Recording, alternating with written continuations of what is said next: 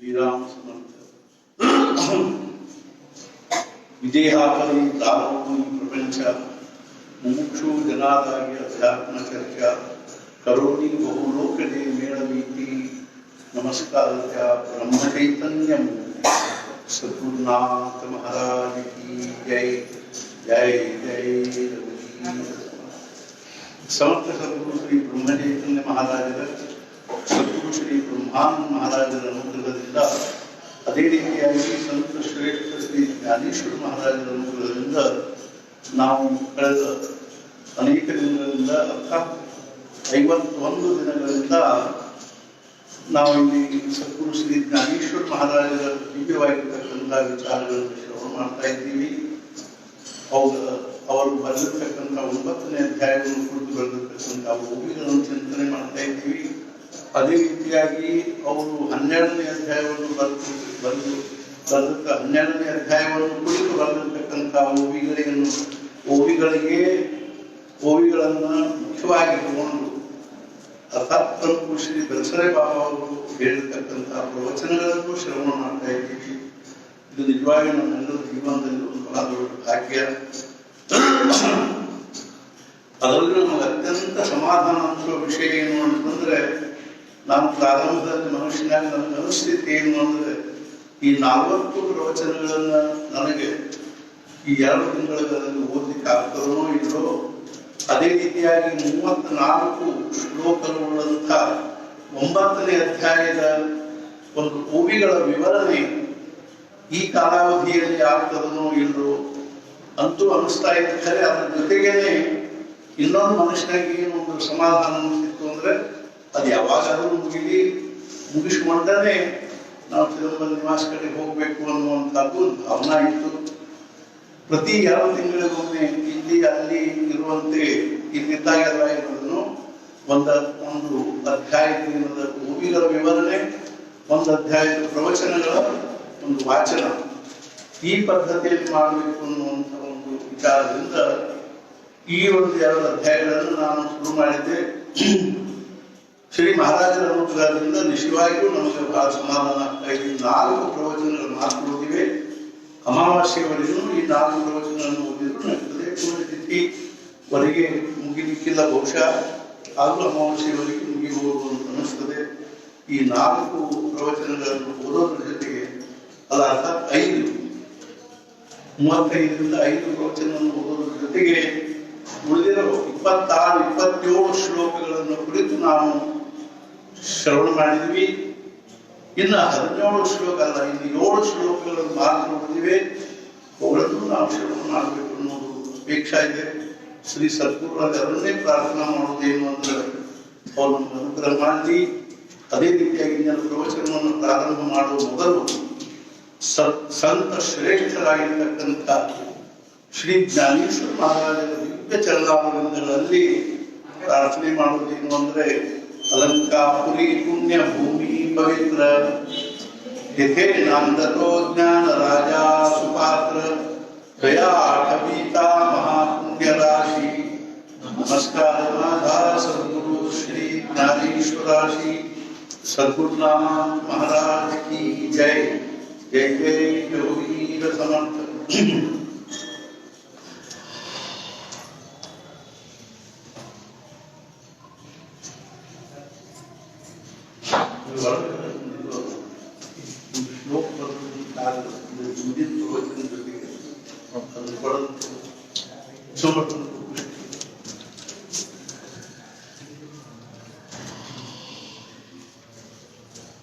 ಶ್ರೀರಾಮ ಸಮರ್ಥ ಪ್ರವಚನ 36. ನಾನು ನಿರೂಪಣೆ ಮಾಡುವೆನು.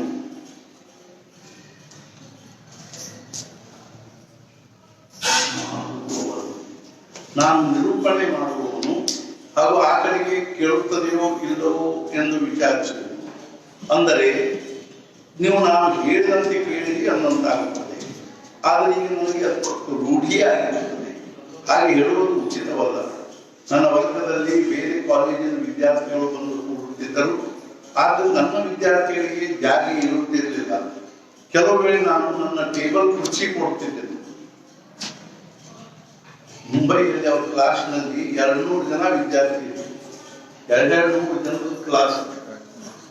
ಅಂಥದ್ರಲ್ಲೂ ಬೇರೆ ಕಾಲೇಜಿನ ವಿದ್ಯಾರ್ಥಿಗಳು ಇವರು ಬಹಳ ವಿಷಯವನ್ನು ಬಹಳ ಸುಂದರವಾಗಿ ಪ್ರತಿಪಾದನೆ ಮಾಡ್ತಾರೆ, ಹಿರಿಯರು ಬಹಳ ಚಲೋ ಹೇಳ್ತಾರೆ ಅಂತ ತಿಳ್ಕೊಂಡು ಬೇರೆ ಕಾಲೇಜಿನ ವಿದ್ಯಾರ್ಥಿಗಳು ಇವ್ರ ಕ್ಲಾಸಿಗೆ ಬಂದು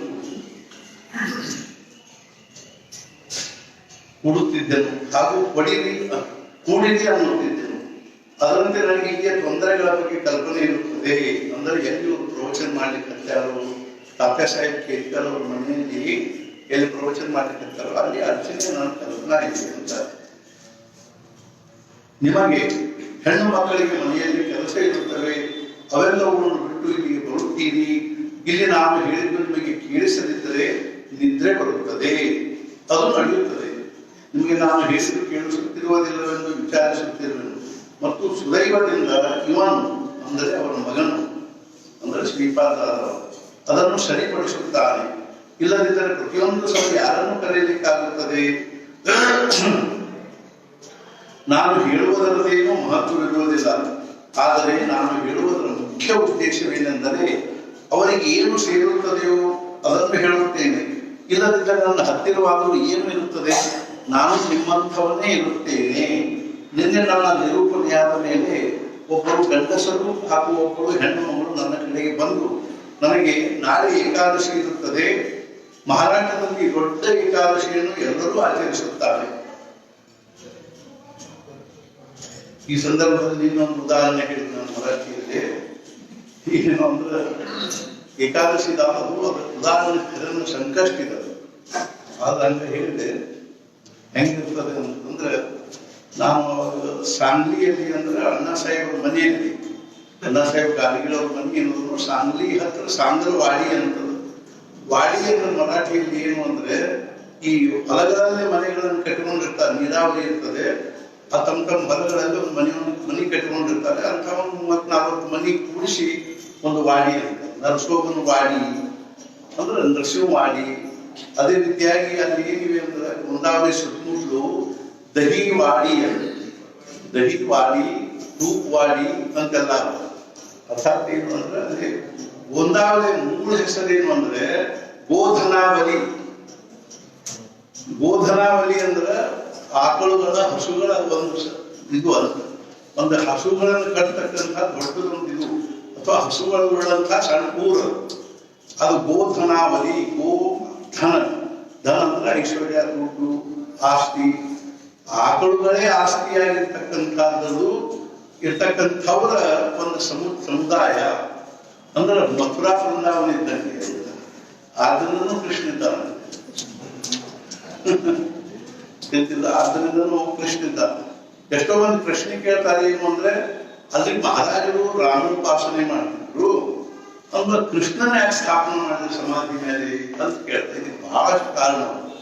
ಮಹಾರಾಜರು ಅರ್ಥಾತ್ ಏನು ಅಂದ್ರೆ ಕೈಲಿ ಕಾರಣ ಇದೆ ಮೊದಲೇನು ಅಂದ್ರೆ ಮಹಾರಾಜರು ಏನಂತಿದ್ರು, ನಂದು ಉಪಾಸನಾ ರಾಮಂದೇನೋ ಖರೆ, ಅದು ನನ್ನ ವ್ಯವಹಾರದ ಕೃಷ್ಣಂದು ಅಂತ.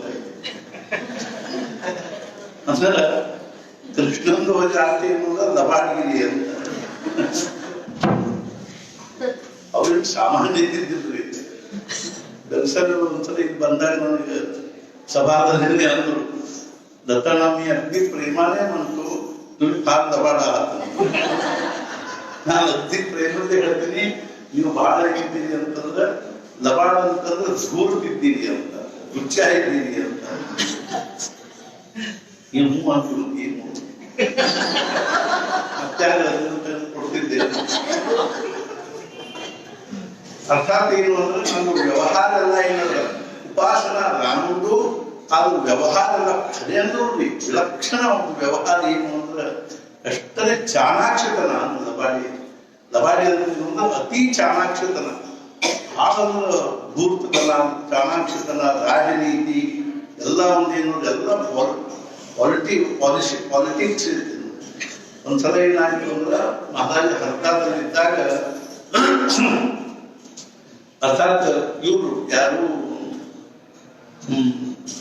ಚಿಂತಾಮಣಿ ಕೇಳ್ತಾರ ಅವರ ಅಣ್ಣ, ಅವರು ಲೋಕಮಾನ್ ಕೇಳ್ತಾರೆ ಇವರು ಇದ್ದಾರಲ್ಲ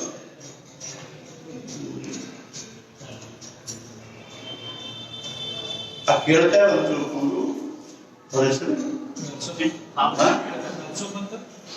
ಚಿಂತೂಪ ನರಸೋಪಂತ ಕೇಳ್ತಾರ. ಅವರು ಲೋಕಮಾನ್ಯ ತಿಲಕರ ಜೊತೆಗೆ ಇರ್ತಿದ್ರು. ಆ ನರಸೋಪಂತ ಕೇಳ್ತಾರ ಅವರು ಕಾಶಿಗೆ ಏನಿದನು ಈಗ ಇದಕ್ಕೆ ಕಾಂಗ್ರೆಸ್ ಒಂದು ಅಧಿವೇಶನಕ್ಕೆ ಹೋದವರು ತಿರುಗಿ ಏನದ ಇದಕ್ಕೆ ಹೋಗ್ಬೇಕಾದ್ರೆ ಪುಣೆಗೆ ಹೋಗ್ಬೇಕಾದ್ರೆ ಹರ್ತಾಳ ಮ್ಯಾಲ ಅವಾಗ ಅವ್ರು ಹರ್ತಾಳಲ್ಲಿ ಇಳಿದ್ರು.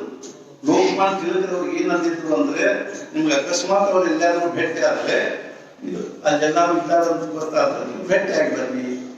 ಹರ್ತಾಳದಲ್ಲಿ ಇದ್ದಾರಂತ ಗೊತ್ತಾದ ಕೂಡ ನರಸೋಪಂತ ಕೇಳ್ತಾರ ಅವರು. ಅವರು ತಮ್ಮ ಒಬ್ರು ಏನಿದ್ರೆ ಚಿಂತಾಮಣಿ ಕೇಳ್ತಾರ. ಮಹಾದೇವ್ ಚಿಂತಾಮಣಿ ಕೇಳ್ತಾರೆ. ದಹಿವಡಿ ಒಳಗ ಅವ್ರೇನಾಗಿದ್ರು ಅಂದ್ರೆ ಜಸ್ಟಿಸ್ ಒಂದು ಜಡ್ಜ್ ಆಗಿದ್ರು. ದಹಿವಡಿ ಒಳಗ ಅರ್ಥಾತ್ ಏನು ಅಂದ್ರೆ ಕೋರ್ಟ್ನಾಗ ಜಡ್ಜ್ ಆಗಿದ್ರು. ಆ ನರಸೋಪಂತ ಕೇಳ್ತಾರಂದ್ರೆ ಅವರಿಗೆ ಒಮ್ಮೆ ಏನು ಅಂದ್ರ ಸಾಹಿತ್ಯ ಸಮ್ರಾಟ್ ಅಂತ ಬಿರುದು ಕೊಟ್ಟರು. ಅವರು ಪುಣೆಯಲ್ಲಿ ಒಂದು ದೊಡ್ಡ ಸಭಾ ಮಾಡಿ ಅವ್ರಿಗೆ ಏನಂದ್ರು ಅಂದ್ರೆ ಈ ಸಂದರ್ಭದಲ್ಲಿ ಅವರು ನನಗೆ ಎದ್ರ ಬಗ್ಗೆ ಯಾವಾಗ ಜ್ಞಾನೇಶ್ವರ ಮಹಾರಾಜರ ಬಗ್ಗೆ ವಿಷಯ ಹೊಂದಿತ್ತು ನೆನಪಾಗುತ್ತಾಗಿತ್ತು. ಅರ್ಥಾತ್ ಏನಂದ್ರೆ ಸಾಹಿತ್ಯ ಸಮ್ರಾಟ್ ಅಂತ ಬಿರುದು ಕೊಟ್ಟರು. ಅವಾಗ ತಮ್ಮ ಭಾಷಣದಲ್ಲಿ ಏನ್ ಹೇಳಿದ್ರು ಅಂದ್ರೆ ಏನ್ ನನ್ನೊಳಗೆ ಅಂತ ದೊಡ್ಡ ಸಾಹಿತ್ಯದ ಒಂದು ಜ್ಞಾನದ ಸಾಹಿತ್ಯದ ತಿಳ್ಕೊಂಡು ನೀವು ನನಗೆ ಸಾಹಿತ್ಯ ಸಮ್ರಾಟ್ ಅಂತ ಬಿರುದು ಕೊಟ್ರಿ. ಆದ್ರೆ ಜ್ಞಾನೇಶ್ವರ ಮಹಾರಾಜರು ನನ್ನಂತ ಸಾವಿರ ಸಾಹಿತ್ಯ ಸಮ್ರಾಟರಿಗೆ ಇದ್ದವರಿದ್ದಾರೆ. ಅರ್ಥಾತ್ ಏನು ಅಂದ್ರೆ ಜ್ಞಾನೇಶ್ವರ ಮಹಾರಾಜರ ಒಂದು ಸಾಹಿತ್ಯವನ್ನು ನೋಡಿದರೆ ಅರ್ಥಾತ್ ಏನು ಅಂದ್ರೆ ನಮ್ದು ಏನೇನೂ ಅಲ್ಲ ಅಂತೇಳಿ ಜ್ಞಾನೇಶ್ವರ ಮಹಾರಾಜರಿಗೆ ಯಾವ ಬಿರುದು ಕೊಡ್ಬೇಕನ್ನೋದೇ ಗೊತ್ತಾಗಲಿಲ್ಲ. ಅಂತ ಒಂದು ದಿವ್ಯ ಸಾಹಿತ್ಯ ಅವರು ಅಂತ ಆ ನರಸೋಪಂತ ಕೇಳ್ತಾರ ಅವರು ಹರ್ದಾಕ ಮಹಾರಾಜನ ಭೇಟಿಯಾಗಿ ಬಂದ್ರು. ಭೇಟಿಯಾಗಿ ಬಂದಾಗ ಒಂದ್ ದಿವ್ಸ ಇದ್ರು. ಒಂದ್ ದಿವ್ಸ ಇದ್ದಾಗ ಅವ್ರು ದೊಡ್ಡ ಇಂಥ ವಿಚಾರವನ್ನು ಎಷ್ಟು ಸೂಕ್ಷ್ಮವಾಗಿ ನೋಡ್ತಿರ್ತಾರೆ ಅಂದ್ರೆ ನಾವು ಬರೀ ಪ್ರಸಾದದಲ್ಲಿ ಎಷ್ಟು ನಮ್ದು ಆ ಪ್ರಸಾದ ಗಂಟೆ ಆದ್ರೂ ಊಟ ಹೊರ ಬಂದು ಕೂಲ ಗರದ ಮಲ್ಕೊಂಡ್ವಿ ಅಂದ್ರೆ ಅದು ಯಾರಿಲ್ಲ ಏನ್ ನಡೀತಿಲ್ಲ ನಡೀತಿ. ಅರ್ಥಾತ್ ಏನು ಅಂದ್ರೆ ಸೂಕ್ಷ್ಮವಾಗಿ ಅವ್ರು ನೋಡ್ತೀವಿ ಮಹಾರಾಜರು ಹೆಂಗ್ ಕೂಡ್ತಾರೆ, ಹೆಂಗ್ ನಿಂದಿರ್ತಾರೆ, ಹೆಂಗ್ ಮಾತಾಡ್ತಾರೆ, ಹೆಂಗ್ ವ್ಯವಹಾರ ಮಾಡ್ತಾರೆ ಅದನ್ನೆಲ್ಲ ನೋಡಿ ಕೊನೆಗೆ ಅವ್ರು ಬರುವುದು ಏನಂದ್ರು ಅಂದ್ರ ತಂಚೆ ಪರಮಾರ್ಥ ವगैरे मला काय कळत नाही. ಅವ್ರು ಪರಮಾರ್ಥ ಗಿರ್ಮಾರ್ಥ ನನಗೇನು ತಿಳಿಯಂಗಿಲ್ಲ. ಆದ್ರೆ ಬರೀ ಪಕ್ಕ ರಾಜಕಾರಣಿ ಇದ್ದಾರೆ ಅಂತ ಭಾರಿ ಭಾರಿ ಪೊಲಿಟಿಷಿಯನ್ आहे ಅಂತೆ ರಾಜಕಾರಣಿ ಇದ್ದಾರೆ. ಆದ್ರಿಂದ ಮಹಾರಾಜರು ಏನಂತಿದ್ರು ಅಂದ್ರೆ ನಮ್ಮ ಉಪಾಸನ ಎಲ್ಲ ರಾಮನದ ಏನೋ ಖರೆ ಆದ್ರೆ ವ್ಯವಹಾರ ಎಲ್ಲ ಕೃಷ್ಣಂದು ಹೆಂಗ ಅನ್ನೋದಕ್ಕೊಂದು ಉದಾಹರಣೆ ಹೇಳ್ತಾರೆ. ಮಹಾರಾಜರು ಒಂದ್ಸಲ ಇಲ್ಲಿ ಹುಬ್ಬಳ್ಳಿಗೆ ಬಂದಾಗ ಒಬ್ರು ಅವ್ರನ್ನ ಕರೀಲಿಕ್ಕೆ ಬಂದಿದ್ರು. ಕರೀಲಿಕ್ಕೆ ಬಂದಾಗ ಮಹಾರಾಜರಿಗೆ ಅಂದ್ರು ನಾ ಮತ್ತೊಂದ್ಸಲ ಬಂದಾಗ ಬರ್ತೀನಿ. ಮತ್ತೊಂದ್ಸಲ ಅವರು ಕರ್ನಾಟಕದಲ್ಲಿ ಬಂದಾಗ ಮತ್ತೆ ಕರೀಲಿಕ್ಕೆ ಬಂದ್ರು. ಮತ್ತು ಮಹಾರಾಜರಿಗೆ ಅಂದ್ರು ಇಲ್ಲ ಮತ್ತೊಂದ್ಸಲ ಬಂದಾಗ ಬರ್ತೀನಿ ಅಂತ. ಮೂರನೇ ಸಲ ಕರೀಲಿಕ್ಕೆ ಬಂದಾಗ ಅವ್ರು ಏನಂದ್ರು ಮಹಾರಾಜ ನಿಂದಿದೆ ಕೃಷ್ಣ ವಚನ ರಾಮ ವಚನ ಅಂತ. ಅದಕ್ಕೆ ಮಹಾರಾಜರು ಏನಂದ್ರು ಬಂದೇ ರಾಮ ವಚನ ಬಂದಿಲ್ಲ ಆದ್ರೆ ಕೃಷ್ಣ. ಅರ್ಥಾತ್ ತಿಳ್ಕೊಳ್ಳ ಯಾಕೆ ಇದಕ್ಕಿಂತ ಮಹತ್ವದ ವಿಷಯ ಏನು ಅಂದ್ರೆ ಮಹಾರಾಜರಿಗೆ ಆಕಳುಗಳ ಮೇಲೆ ಬಹಳ ಬಹಳ ಪ್ರೇಮ. ಮಹಾರಾಜರ ದೇಹ ಬಿಡೋ ಮುನ್ನಾ ದಿವಸ ಅವ್ರು ಏನ್ ಮಾಡಿದ್ರು ಗೋಶಾಲಾಗ ಬಂದಿದ್ರು. ಗೋಶಾಲಾಗ ಬಂದಾಗ ಅಭ್ಯಂಕರನ್ನವರು ಆ ಗೋಶಾಲದ ವ್ಯವಸ್ಥೆ ನೋಡ್ತಿದ್ರು. ಮಹಾರಾಜರು ಬಂದು ಕೂಡ ಬರಬರ ಅವ್ರು ಏನ್ ಮಾಡಿದ್ರು ಒಂದು ಶಗಣಿ ತಗೊಂಡ್ರು ಒಂದಿಷ್ಟು ನೀರ್ ಹಾಕಿ ಕಲಿಸಿ ಅದೊಂದು ಕಡೆ ಸಾರಿಸಿದ್ರು. ಸಾಧಿಸಿ ಏನಂದ್ರೆ ಅದನ್ನ ಮಹಾರಾಜರು ಕುರ್ಚಿ ಇಟ್ಟು ಕೂಡ್ಲಿಕ್ಕೆ ಮಹಾರಾಜರು ಅದನ್ನ ಕೂತರು. ಸ್ವಲ್ಪ ಹತ್ಲ ಇತ್ಲ ನೋಡಿದ್ರು. ಅಲ್ಲೆಲ್ಲ ಒಂದ್ ಸ್ವಲ್ಪ ಹುಡುಗಿನ ಪೆಂಟ್ ಬಿದ್ದಿದ್ರು. ಹತ್ಲ ಇತ್ಲಾಗ ಅವರೆಲ್ಲ ಹತ್ಲ ಕರ್ಕೊಂಡು ಹೇಳಿ ಮಹಾರಾಜರು ಏನು ಬಹಳ ಥಂಡಿ ಮಾರ್ಚ್ ಮಾಸ್ ನೋಡ್ರಿ ಇದ ಟೈಮ್ನಾಗ ಥಂಡಿ ಭಾಳ ಬೀಳಿದ್ರು. ಒಂದಾದ್ರು ಭಾಳ ಥಂಡಿ ಬೀಳ್ತಾರೆ ಟೈಮ್ ಭಾಳ ಚಳಿ ಆಗ್ತದೆ. ಅವಾಗ ಮಹಾರಾಜರು ಏನಂದ್ರು ಅಂದ್ರೆ ಅಭ್ಯಂಕ ಈ ಪಾದುಕ ಇಲ್ಲೇ ಇಟ್ಕೊಡ್ರಿ ನಾನ್ ನಾಳಿನಿಂದ ಇಲ್ಲೇ ಬಂದಿರ್ತೀನಿ ಅಂತ ಎಷ್ಟು ಸೂಕ್ಷ್ಮವಾಗಿ ಸೂಚ್ಯವಾಗಿ ಹೇಳಿದ್ರು ನೋಡಿ. ನಾನಿಂದ ನಾನು ಇಲ್ಲೇ ಬಂದು ಕಾಯ್ಬಿಡ್ತೀನಿ ಅಂತ ಅಂದ್ಬಿಟ್ಟು ಅವ್ರಿಗೆ ಏನ್ ಅನಿಸ್ತು ಮಹಾರಾಜರು ಯಾವಾಗ ಬಂದು ಗೋಶಾಲಾದಾಗ ಅಡಿಗೆ ಮಾಡಿಸ್ಕೊಂಡು ಊಟ ಮಾಡಿಸ್ಕೊಂಡು ಹೋಗ್ತಿದ್ರು. ಮತ್ತು ಒಂದೊಂದ್ಸರಿ ಏನಂದ್ರೆ ಎಷ್ಟೋ ಮಂದಿನ ಕ್ಷಯರೋಗಿ ಆಗಿರ್ತಕ್ಕಂಥವ್ರನ್ನ ಅಥವಾ ಯಾರ್ಯಾರು ಡೆಪ್ಯೂಟಿ ಆಸ್ಪತ್ರೆ ಆದಂತ ಗೋಶಾಲಾದಾಗ ಇರ್ತಿದ್ರು. ಅವ್ರು ಯೋಗಕ್ಷೇಮ ಮಾಡಿ ಮ್ಯಾಲ ಬರ್ತಿದ್ರು. ಹೀಗೆಲ್ಲ ಅವ್ರು ಕಲ್ಪನಾ ಮಾಡಿಕೊಂಡು ಬಹುಶಃ ಇಂದ ನಾಳೆ ಮತ್ತೆ ಬರ್ತಿರ್ಬೋದು ಅನ್ನೋ ಕಲ್ಪನೆ ಮಾಡಿಕೊಂಡು ಅವ್ರ ಪಾದುಕ ಏನದ ತಗೊಂಡು ಅಲ್ಲಿ ಏನು ಸಾಧಿಸಿದ್ರು ಅದ್ರ ಮೇಲೆ ಮತ್ತು ಸ್ವಲ್ಪ ರಂಗೋಲಿ ಹಾಕಿ ಒಂದು ಮಣಿ ಇಟ್ಟು ಆ ಪಾದುಕ ಅಲ್ಲಿಟ್ರು ಇಟ್ಟು ಅದನ್ನೆಲ್ಲ ಪೂಜೆ ಗೀಜೆ ಮಾಡಿದ್ರು. ಮತ್ ಮಹಾರಾಜರ ಸಂಧಿದಾಗ ಮತ್ತೆ ಅಲ್ಲಿಂದ ಎದ್ದು ಮತ್ತೆ ರಾಮ ಮಂದಿರ ಕಡೆ ಬಂದ್ರು. ಬಂದ ಬಳಿಕ ಮರುದಿವ್ಸ ಮುಂಜಾನೆ ದೇಹ ಬಿಟ್ರು. ದೇಹ ಬಿಟ್ಟು ಕೂಡ ಅಂದ್ರೆ ಅಗ್ನಿ ಸಂಸ್ಕಾರ ಎಲ್ಲಿ ಮಾಡ್ಬೇಕು ಅನ್ನೋ ಪ್ರಶ್ನೆ ಬಂತು. ಅವಾಗ ಎಲ್ಲಾರು ಕೂಡ ಏನ್ ಮಾಡ್ಬೇಕು ಈಗ ಮಹಾರಾಜ ಇಲ್ಲೇ ಬರ್ತಿದ್ದೀವಿ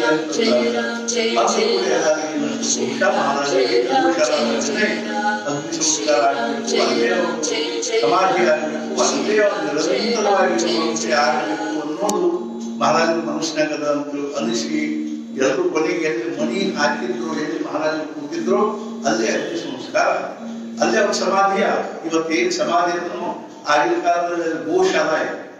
ಆದ್ರಿಂದ ಗೋಶಾಲಾ ಇದ್ದದ್ರಿಂದಾಗಿ ಮಹಾರಾಜರಿಗೆ ಅಷ್ಟೊಂದು ಆಕಳ ಬಗ್ಗೆ ಹಸುಗಳ ಬಗ್ಗೆ ಪ್ರೇಮ ಇದ್ದದ್ರಿಂದಾಗಿ ಅವ್ರ ಸಮಾಧಿಯ ಮೇಲೆ ಆ ಗೋಪಾಲ ಕೃಷ್ಣನ ಸ್ಥಾಪನಾ ಮಾಡಿದ್ರು. ತಿಳ್ಕೊಂಡಾಗ ತಾತ್ಪರ್ಯ ಏನು ಅಂತಂದ್ರೆ ಮಹಾರಾಜರು ಸ್ವತಃ ಏನಿದ್ರು ಅಂದ್ರೆ ರಾಮೋಪಾಸಕರಾಗಿದ್ರು ಸಹಿತ ವ್ಯವಹಾರದಲ್ಲಿ ಅತ್ಯಂತ ಚತುರಾಗಿದ್ರು. ಅಂಥ ಒಂದು ಏನು ಅಂದ್ರೆ ಮಹಾರಾಜರು ಅರ್ಥಾತ್ ಏನು ಅಂತಂದ್ರೆ ಅವರು ಗೋಂದಾವಲಿಯಲ್ಲಿ ಸಮಾಧಿ ತಗೊಂಡು ಸಹಿತ ಅಲ್ಲೇ ಅವರೆಲ್ಲ ಏನಂದ್ರೆ ಇದು ನಡೀತು. ಅರ್ಥಾತ್ ಇಲ್ಲಿ ಇವರು ಏನ್ ಕೇಳ್ತಾ ಇದ್ದಾರೆ, ನಾಳೆ ಏಕಾದಶಿ ಇರುತ್ತದೆ, ಮಹಾರಾಷ್ಟ್ರದಲ್ಲಿ ದೊಡ್ಡ ಏಕಾದಶಿಯನ್ನು ಎಲ್ಲರೂ ಆಚರಿಸುತ್ತಾರೆ, ಆಮೇಲೆ ಚಾತುರ್ಮಾಸ ಮುಗಿಯುತ್ತದೆ ಅಂತ ಅನ್ನುವಾಗ ನಾನು ಏನ್ ಹೇಳಿದೆ ಅಂದ್ರೆ ಸಂಕಷ್ಟಿ ಬಗ್ಗೆ ಹೇಳಿದೆ. ಏನ್ ಹೇಳಿದೆ ಅಂತಂದ್ರೆ ನಾನು ಸಾಂಗರವಾಡಿ ಅಂತ ಅದನ್ನ ಹೇಳಿಕೊಂಡಿದ್ದೆ. ಸಾಂಗರವಾಡಿ ಅಂದ್ರೆ ಗೋಧನಾವಲಿ ಅಂತ ಇದ್ದದ್ದು ಗೋಂದಾವಲಿ ಅಂತ ಆಯ್ತು. ಅಲ್ಲಿ ಸಾಂಗರವಾಡಿ ಒಳಗೆ ಅಣ್ಣ ಸಾಹೇಬ್ರ ಮನೆ ಅವ್ರ ಅರ್ಥಾತ್ ಕಬ್ಬಿನ ತೋಟದಲ್ಲೇ ಅವ್ರ ಮನೆ ಇತ್ತು. ಅಲ್ಲಿ ಇರ್ತಿದ್ದು ನಾ 8 ದಿವಸ ಗಟ್ಟಲೆ ಅಲ್ಲಿ ಇರ್ತಿದ್ದೆ. ಒಂದು ದಿವಸ ಬಸ್ ಸ್ಟಾಪ್ ಮೇಲೆ ನಿಂತಿದ್ದೆ. ಅಲ್ಲಿ ನಿಂತಾಗ ಒಬ್ಬ ಮಂದಿ ಏನ್ ಕೇಳ್ದ, ಕಾಯುವ ಸಂಕಷ್ಟ ಸಂಕಷ್ಟ आहे काय, ಇವತ್ತು ಸಂಕಷ್ಟ ಅದ ಏನು ಅಂತ ಕೇಳಿದ. ನಾನೇ ಹೌದು ಇವತ್ತು ಸಂಕಷ್ಟ ಅದ. ಸಂಕಟ ಏನೇ ನಡೀತದ ಅಂತ ಕೇಳಿದೆ. ನಾನು ಸಾಬುದಾನಿ ಕಿಚಡಿ ನಡೆಸಿದ, ಬಾಳೆಹಣ್ಣು, ಸಾಬುದಾನಿ ಕಿಚಡಿ, ಖಜೂರು ಮತ್ತು ಅರ್ಥಾತ್ ಏನು ಅಂದ್ರೆ ಸಾಬುದಾನಿ ಪಾಯಸ, ಇದೆಲ್ಲ ಬಾಳೆಹಣ್ಣು ನಡೀತದೆ ಅಂತ. दारू चालेल काय खरे नडीतदेನು ಅಂತ ಕೇಳಿ ನಾನು ಮುಂದೆ ಗುಣಾಸ ಅसेल तर चालेल ಅಂತ ಗಲ್ಲದಿಂದ ನಡೀತದೆ. ಈ ಹಳಿ ಗಲ್ಲ ಸೇರಿ ಮಾಡ್ತಾರೆ ಬಟ್ಟಿ ಇಳಿಸಿ ಅತಿ ಬಹಳ ಹಳಿ ಗಲ್ಲಿತ್ತು ಅಂದ್ರೆ ಅದನ್ನ ಬಟ್ಟಿ ಇಳಿಸಿ ಅದೇನ್ ಮಾಡ್ತಾರೆ ಅಂದ್ರೆ ಶರೀರ ತಯಾರು ಮಾಡ್ತಾರೆ. ಅದಕ್ಕೆ ನಾನು ಹುಡುಗಿ ಏನಂದೆ ಅಂದ್ರೆ ಗಲ್ಲದ ಹೆಂಗ ಹೇಳಿದ್ರೆ ಮಹಾರಾಷ್ಟ್ರ ಸಂಕಷ್ಟಿಗೂ ಅಷ್ಟ ಮಹತ್ವದೆ, ಏಕಾದಶಿಗೂ ಅಷ್ಟ ಮಹತ್ವ. ಗಣಪತಿ ಉಪಾಸನಾ ಮಹಾರಾಷ್ಟ್ರದಲ್ಲೇ ಇಡೀ ಮಹಾರಾಷ್ಟ್ರದಲ್ಲೇ ಹೆಚ್ಚಿಗೆ. ಆಮೇಲೆ ಚಾತುರ್ಮಾಸ ಮುಗಿಯುತ್ತದೆ. ಆದ್ರಿಂದ ವಾರ್ಕರಿ ಪಂಥದ ಬಗ್ಗೆ ನಮಗೆ ಏನಾದರೂ ಹೇಳಿದಿ ಅಂದರು. ವಾರ್ಕರಿ ಅಂದ್ರೆ ಏನು ಅಂದ್ರೆ ವಾರಿ ಕರಿ, ಅದೋಗಿ ವಾರ್ಕರಿ ಅಂತ ಆಗಿದೆ. ವಾರಿ ಅಂದ್ರೆ ಏನು ಅಂದ್ರೆ ವಾರಂ ಅಂದ್ರೆ ಮ್ಯಾಲಿನ ಮೇಲೆ ಪ್ರತಿ ವರ್ಷ ಪಂಢರಪುರಕ್ಕೆ ಹೋಗೋದಕ್ಕೆ ಏನಂತ ಅಂದ್ರೆ ವಾರಿ ಅಂತ. ನಮ್ದು ವಾರಿ ಅದರಿ ಅಂತ ಅರ್ಥಾತ್ ಏನು ಅಂದ್ರೆ ಗೋಂದಾವಲಿಗೆ ಹೋಗೋದು ವಾರಿ ಅದ. ಗೋಂದಾವಲಿಗೆ ಪ್ರತಿ ಹುಣ್ಣಿಮೆಗೆ ಹೋಗೋ ವಾರಿ ಅಂತ ಹೇಳ್ತಾರೆ. ಅವ್ರು ಪ್ರತಿ ಹುಣ್ಣಿಮೆಗೆ ಹೋಗೋದು, ದರ್ಶನ ಮಾಡೋದು, ಪ್ರಸಾದ ತಗೊಳ್ಳೋದು, ಬಂದು ಹೀಗೆ ಮಾಡ್ತಾರೆ. ಹೆಂಗ ಪಂಢರಪುರಕ್ಕೆ ಏನಿರ್ತಂದ್ರ ಆಷಾಢಿ ಕಾರ್ತಿಕಿ ವಾರಿ. ಆಷಾಢದಲ್ಲಿ ಪಂಢರಪುರಕ್ಕೆ ಹೆಚ್ಚಿನ ಪ್ರಮಾಣದಲ್ಲಿ ಹೋಗ್ತಾರೆ, ಕಾರ್ತಿಕದಲ್ಲಿ ಆಳಂದಿಗೆ ಹೆಚ್ಚಿನ ಪ್ರಮಾಣದಲ್ಲಿ ಹೋಗ್ತಾರೆ. ಆಷಾಢಿ ವಾರಿ ಪಂಢರಪುರ, ಕಾರ್ತಿಕಿ ವಾರಿ ಅನ್ನೋದು ಅರ್ಥಾತ್ ಆಳಂದಿ. ವಾರಿ ಅಂದ್ರೆ ಏನು ಅಂದ್ರೆ ವಾರಂ ಅಂತಿಲ್ಲ. ಅರ್ಥಾತ್ ಏನು ಅಂದ್ರೆ ನಾನು ಸಂಕಲ್ಪದಲ್ಲಿ ಹೇಳ್ತಿರ್ತಿಲ್ಲ. ಶ್ರೀರಾಮ ರಕ್ಷಾ ಸ್ತೋತ್ರಂ ಏಕವಾರಂ ಶ್ರೀರಾಮ ರಕ್ಷಾ ಸ್ತೋತ್ರ ಪಠಣಂ ಪಂಚವಾರಂ ಶ್ರೀ ಹನುಮಾನ್ ಚಾಲೀಸ. ವಾರಂ ಅಂದ್ರೆ ಅಷ್ಟು ಬಾರಿ ವಾರಿಯಿಂದ ಬಾರಿ ಅಂತ. ಆ ವಾರಿ ಯಾರು ನಿಯಮಿತವಾಗಿ ಮಾಡ್ತಿರ್ತಾರೋ ಅವ್ರಿಗೆ ಏನಂತಾರಂದ್ರೆ ವಾರಕರಿ ಅಂತ. ಆದ್ರಿಂದ ವಾರ್ಕರಿ ಪಂಥದ ಬಗ್ಗೆ ನಮಗೆ ಏನಾದರೂ ಹೇಳಿದೆ ಅಂದರು. ಆದ್ರೆ ನಾನು ಇಂದಿನ ವಿಷಯ ಪ್ರಾರಂಭ ಮಾಡುವ ಮೊದಲು ಅದರ ಬಗ್ಗೆ ಸ್ವಲ್ಪ ಹೇಳುತ್ತೇನೆ. ವಾಸ್ತವಿಕವಾಗಿ ಅದೇನು ನನ್ನ ವಿಷಯವಲ್ಲ. ವಿಷಯ ಅಲ್ಲ ಅಂದರೆ ಅದು ಐತಿಹಾಸಿಕವಾಗಿರುತ್ತದೆ. ಆದ್ರೆ ನನಗೆ ಅದರ ಬಗ್ಗೆ ಯಾವ ಕಲ್ಪನೆ ಇರುತ್ತದೆಯೋ, ಮಾಹಿತಿ ಇರುತ್ತದೆಯೋ ಹಾಗೂ ನನಗೆ ಅದರಲ್ಲಿ ಯಾವುದು ಮಹತ್ವದ್ದೆನಿಸುತ್ತದೆಯೋ ನಾನು ಅದನ್ನು ಹೇಳುತ್ತೇನೆ. ಪ್ರತಿಯೊಂದು ಪ್ರಾಂತಕ್ಕೂ ಏನಾದರೂ ಒಂದು ವೈಶಿಷ್ಟ್ಯವಿರುತ್ತದೆ. ಬಂಗಾರದ ಮೇಲೆ ಅದರಲ್ಲೂ ಸ್ವತಃ ಪ್ರೌಢಿಮೆ ಇರುತ್ತದೆ, ಅಥವಾ ಜಗತ್ತಿನಲ್ಲಿ ತನ್ನ ಪ್ರಸಿದ್ಧಿ ಮಾಡಬೇಕೆನಿಸುತ್ತದೆ. ಅದು ಭಾವನಾ ಪ್ರಧಾನವಾಗಿರುತ್ತದೆ. ಮದ್ರಾಸಿ ಅಂದರೆ ಅವರು ಅತ್ಯಂತ ಕಷ್ಟಪಡುವವರು. ಅವರ ಚರಿತ್ರೆ ಜಗತ್ತಿನಲ್ಲಿ ಎಲ್ಲ ಕಡೆಗೆ ಅಡ್ಡಾಡುವರು. ಯಾವುದೇ ದೇಶವನ್ನು ನೋಡಿ ಮದ್ರಾಸಿ ಇಲ್ಲವೆಂದು ಇಲ್ಲ. ಅಷ್ಟೇ ಅಲ್ಲದೆ ಅವರು ತಮ್ಮ ಸಂಸ್ಕೃತಿಯನ್ನು ಅಲ್ಲಿ ಉಳಿಸುತ್ತಾರೆ. ಈ ಎಲ್ಲಾ ಕಡೆಗೂ ಇತ್ತೀಚೆಗೆ ಏನಾಗ್ಯಾವ ಅಂದ್ರೆ ಇಡೀ ಜಗತ್ತಿನೊಳಗೆ ಎಲ್ಲಾ ಕಡೆಗೂ ಮಹಾರಾಷ್ಟ್ರ ಮಂಡಳ, ಎಲ್ಲಾ ಕಡೆಗೂ ಮಹಾರಾಷ್ಟ್ರ ಮಂಡಳ ಉಡುಪಿ ಹೋಟೆಲ್, ಎಲ್ಲಾ ಕಡೆಗೂ ಉಡುಪಿ ಹೋಟೆಲ್. ಅದೇ ರೀತಿಯಾಗಿ ಅಂದ್ರೆ ಇಲ್ಲಿ ಇವ್ರದ್ದು ಯಾರು ಮದ್ರಾಸಿ ಜನರು ಏನಂದ್ರೆ ಲೇಬರ್ಸ್, ಕಷ್ಟಪಡ್ಲಿಕ್ಕೆ ಎಲ್ಲಾ ಕಡೆಗೂ ಇರ್ತಾರೆ. ಇದು ಅವರ ವೈಶಿಷ್ಟ್ಯವಾಗಿರುತ್ತದೆ. ಅದರಂತೆ ಮಹಾರಾಷ್ಟ್ರದ ವೈಶಿಷ್ಟ್ಯವೇನೆಂದರೆ ಅತ್ಯಂತ ಚಿಕಿತ್ಸೆ ಮಾಡುವುದಂದ್ರೆ ರೋಗ ಚಿಕಿತ್ಸೆ ಅಲ್ಲ, ಅಂದ್ರೆ ರೋಗದ ಚಿಕಿತ್ಸೆ ಮಾಡೋದಲ್ಲ, ಬರೇ ವಿಷಯ ಬರೇ ತರ್ಕ ಮಾಡುವುದು. ಇದು ಹಿಂಗ್ಯಾಕ ಹಂಗ್ಯಾಕ, ಹಿಂಗ್ ಬರೋಬ್ಬರಿ ಅಲ್ಲ, ಹಂಗ್ ಬರೋಬ್ಬರಿ ಅಲ್ಲ ಅನ್ನೋದು, ತರ್ಕ ಮಾಡುವುದು, ಚರ್ಚೆ ಮಾಡುವುದು, ಪ್ರಶ್ನೆ ಕೇಳುವುದು ಆಗಿರುತ್ತದೆ. ಶ್ರೀ ಮಹಾರಾಜರು ವಾಕ್ಯವಿರುತ್ತದೆ, ಯಾವ ಸಾಧು ಮಹಾರಾಷ್ಟ್ರದಲ್ಲಿ ಉಳಿದನೋ ಅವನು ಜಗತ್ತಿನಲ್ಲಿ ಎಲ್ಲ ಕಡೆಗೂ ಉಳಿಯುತ್ತಾನೆ. ಟಿಕಾಯಿಸಿದರೆ ಮಹಾರಾಷ್ಟ್ರದವರು ಟಿಕಾಯಿಸಿದರೆ ಎಲ್ಲ ಕಡೆಗೂ ಟಿಕಾಯಿಸಿದ್ದಾರೆ. ಇದು ಇಷ್ಟೊಂದು ಚಿಕಿತ್ಸಕ ದೇಶವಾಗಿರುತ್ತದೆ. ಅದರಲ್ಲೂ ಪುಣೆಗೆ ಏನಂತಂದ್ರೆ ಅರ್ಥಾತ್ ಇದು ಮಹಾರಾಷ್ಟ್ರದ ಮೆದುಳು ಅಂತ ಪುಣೆ. ಅಲ್ಲೆಲ್ಲ ಏನು ಅಂದ್ರೆ ಭಾರಿ ಬುದ್ಧಿವಂತ ಮಂದಿ ಅಲ್ಲ. ಇಂಥ ಈ ಚಿಕಿತ್ಸಕ ಪ್ರಾಂತದಲ್ಲಿ ಭಗವಂತನ ಭಕ್ತಿಯ ಬೆಳೆಯು ಇಷ್ಟೊಂದು ಸಮೃದ್ಧವಾಗಿ ಬೆಳೆಯುವುದು ಸಾಮಾನ್ಯ ಸಂಗತಿ ಅಲ್ಲ.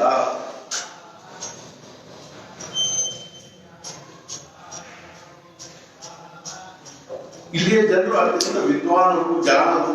ಭಾಗವತವನ್ನು ಕುರಿತು ಯಾರು ಬಹಳ ದೊಡ್ಡ ವ್ಯಾಖ್ಯೆ ಬರೆದಿರುತ್ತಾರೋ ಆ ಶ್ರೀಧರ ಸ್ವಾಮಿಗಳು ಮಹಾರಾಷ್ಟ್ರದವರು. ಪೈಠಣಕ್ಕೆ ದಕ್ಷಿಣ ಕಾಶಿ ಎನ್ನುತ್ತಾರೆ. ಇಂಥ ಪೈಠಣದಲ್ಲಿ ಅನೇಕ ವಿದ್ವಾಂಸರು ಇರುತ್ತಿದ್ದರು. ಸ್ವತಃ ಏಕನಾಥ ಮಹಾರಾಜರು ವಿದ್ವಾಂಸರಾಗಿದ್ದರು. ಹಾಗೂ ಅವರಿಗೆ ವಿದ್ವತ್ತಿನ ಅರಿವು ಇರಲಿಲ್ಲ. ಅಂದ್ರೆ ವಿದ್ವತ್ತಿನ ಕಡೆಗೆ ಲಕ್ಷ್ಯ ಇರಲಿಲ್ಲ. ಅರಿವು ಇರಲಿಲ್ಲ ಅಂದ್ರೆ ವಿದ್ವತ್ತಿನ ಕಡೆಗೆ ಲಕ್ಷ್ಯವಿರಲಿಲ್ಲ. ವಿದ್ವತ್ತಿನ ಅರಿವು ಇರಲಿಲ್ಲ ಅಂದ್ರೆ ಕ್ಷಣತನ ಇಲ್ಲ ಅಂತ ಅರ್ಥ.